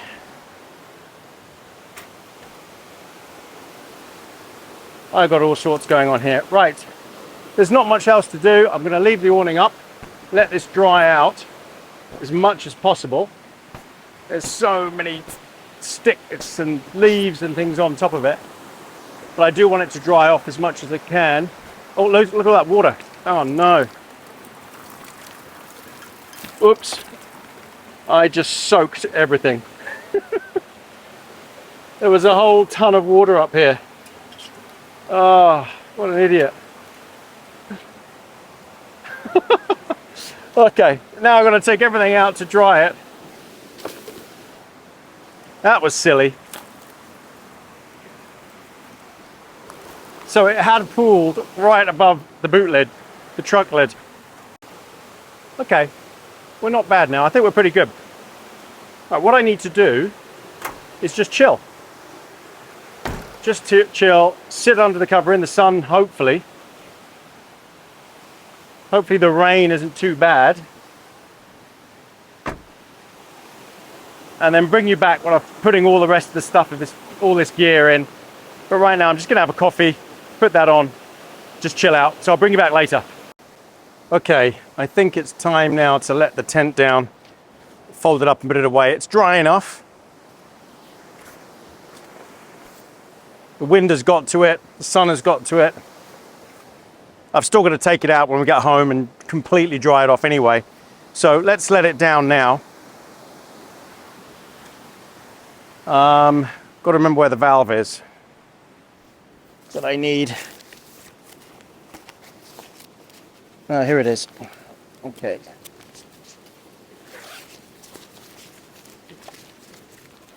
There we go. So you just unscrew the whole thing, and this one valve will do the whole lot. It's quite violent. There it goes. Look at that.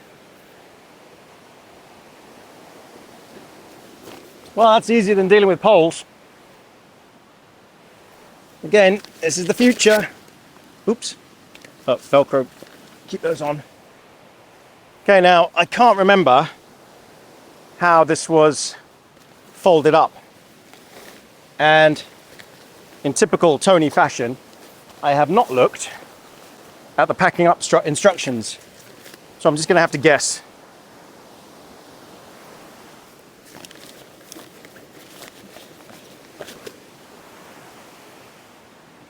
So I think what I'll do is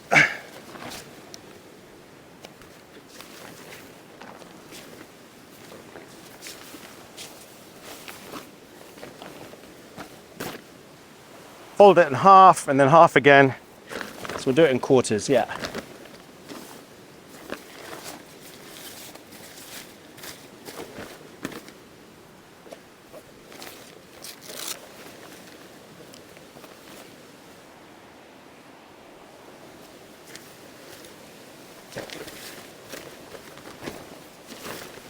Now, for those of you who love, excuse the arse shot, who love the Wawona,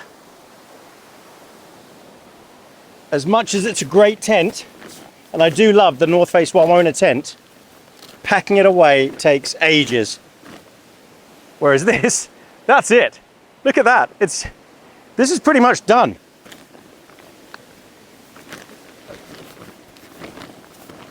I have never, ever seen a tent pack away that quickly. Unreal.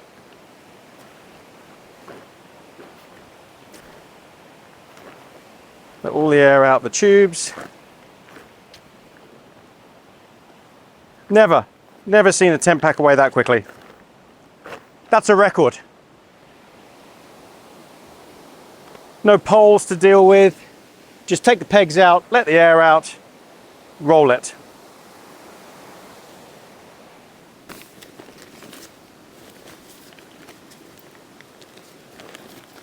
In fact, do you roll it or just unfold it? I reckon you just fold it, because They probably don't want you rolling the tubes up.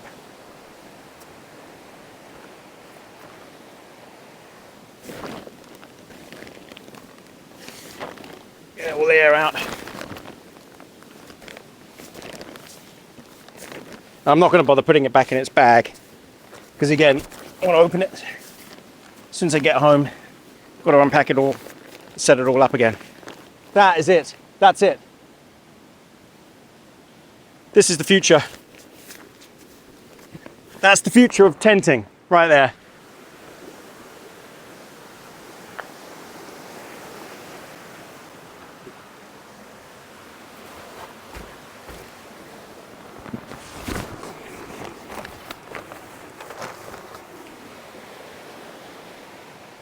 Unbelievable. The entire tent done. That's a 4-person tent that's strong, 100% waterproof if used correctly. Not by an idiot. Very practical. Weighs what, 13 kilos with the pump and everything. And it takes a couple of minutes to put up. You saw that. We'll leave pegging out of it because that's always a separate thing, but a couple of minutes to put up and just a couple of minutes to put down again. That's it. I'm sold, completely sold on the Zempire air tent. I've tried the Oz tent, air tent, waste of space. Don't even bother. Air tents, they're not all going to be the same. Don't think that this is universal. This is exclusive, their technology to Zempire. It's their quality control. And by the way, they don't sponsor me. I had to buy this myself. It's their quality control, their process, their invention. Their waterproofing, their seam sealing, everything. Wherever they get this done, whatever factory they get the seam sealing done, stuff like that, you can see it is top quality. So that's not to say that every air tent is going to be that easy or that reliable. Hey, we'll see how this survives over the years, or months or whatever. But it looks solid. I just can't believe how quick that was. Amazing. Right, I'm keeping the awning up because actually it's giving me a break from this sun. And if you're wondering where Brucey is, he's sitting in the front here.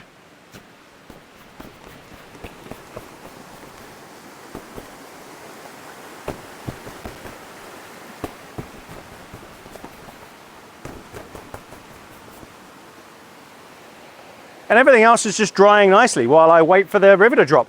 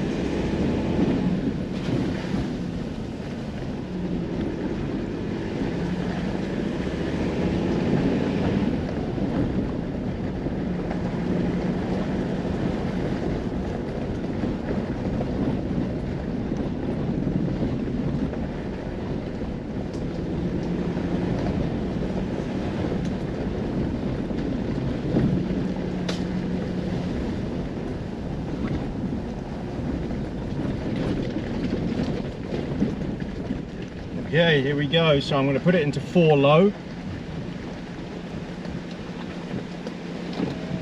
Okay, I'm in 4 low. So let's do this.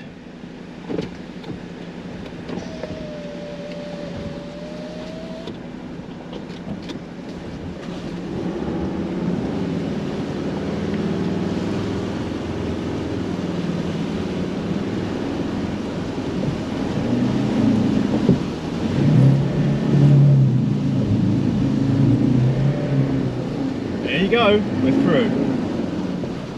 Okay, let's, poor Brucey, got a little bit scared there. We just take it out of 4 low. All right. Maximum throttle got the job done. And that's that. All right, everyone.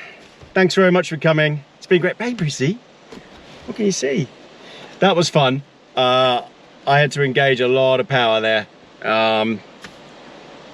It was deep, but you just couldn't see what was under that water. But it was okay. I was scrambling for traction though, yeah. But we got through it, no problem. The other guy hasn't gone because it's still a bit too deep for his truck, I think. But a shout out to them, Brad and his son Rio. It's good chatting with you. Hope you get home safely. All right, guys, thank you so much for watching. I hope you enjoyed this video. Thank you again to all of our YouTube members, the different levels. You get access to videos early. Thank you to everyone who's bought us treats on Buy Me a Coffee. Very much appreciated. Everyone who's bought merch, thank you so much. And all of our YouTube subscribers and all of our Patreons, thank you so much to everyone. All of the thumbs up. Please give this a thumbs up. A lot of people forget to give the thumbs up, the like. Hopefully we'll see you on the road soon. This video will be coming out, I guess, end of April, something like that, beginning of May. And we will be in the States, in the UK, and then in the States on May 9th. So we'll see you all then. Stay safe, and we'll see you next time on Camping with Tony and Bruce on AB Camping. You gonna say goodbye, Bruce? All right, thanks for coming, everyone. Catch you next time.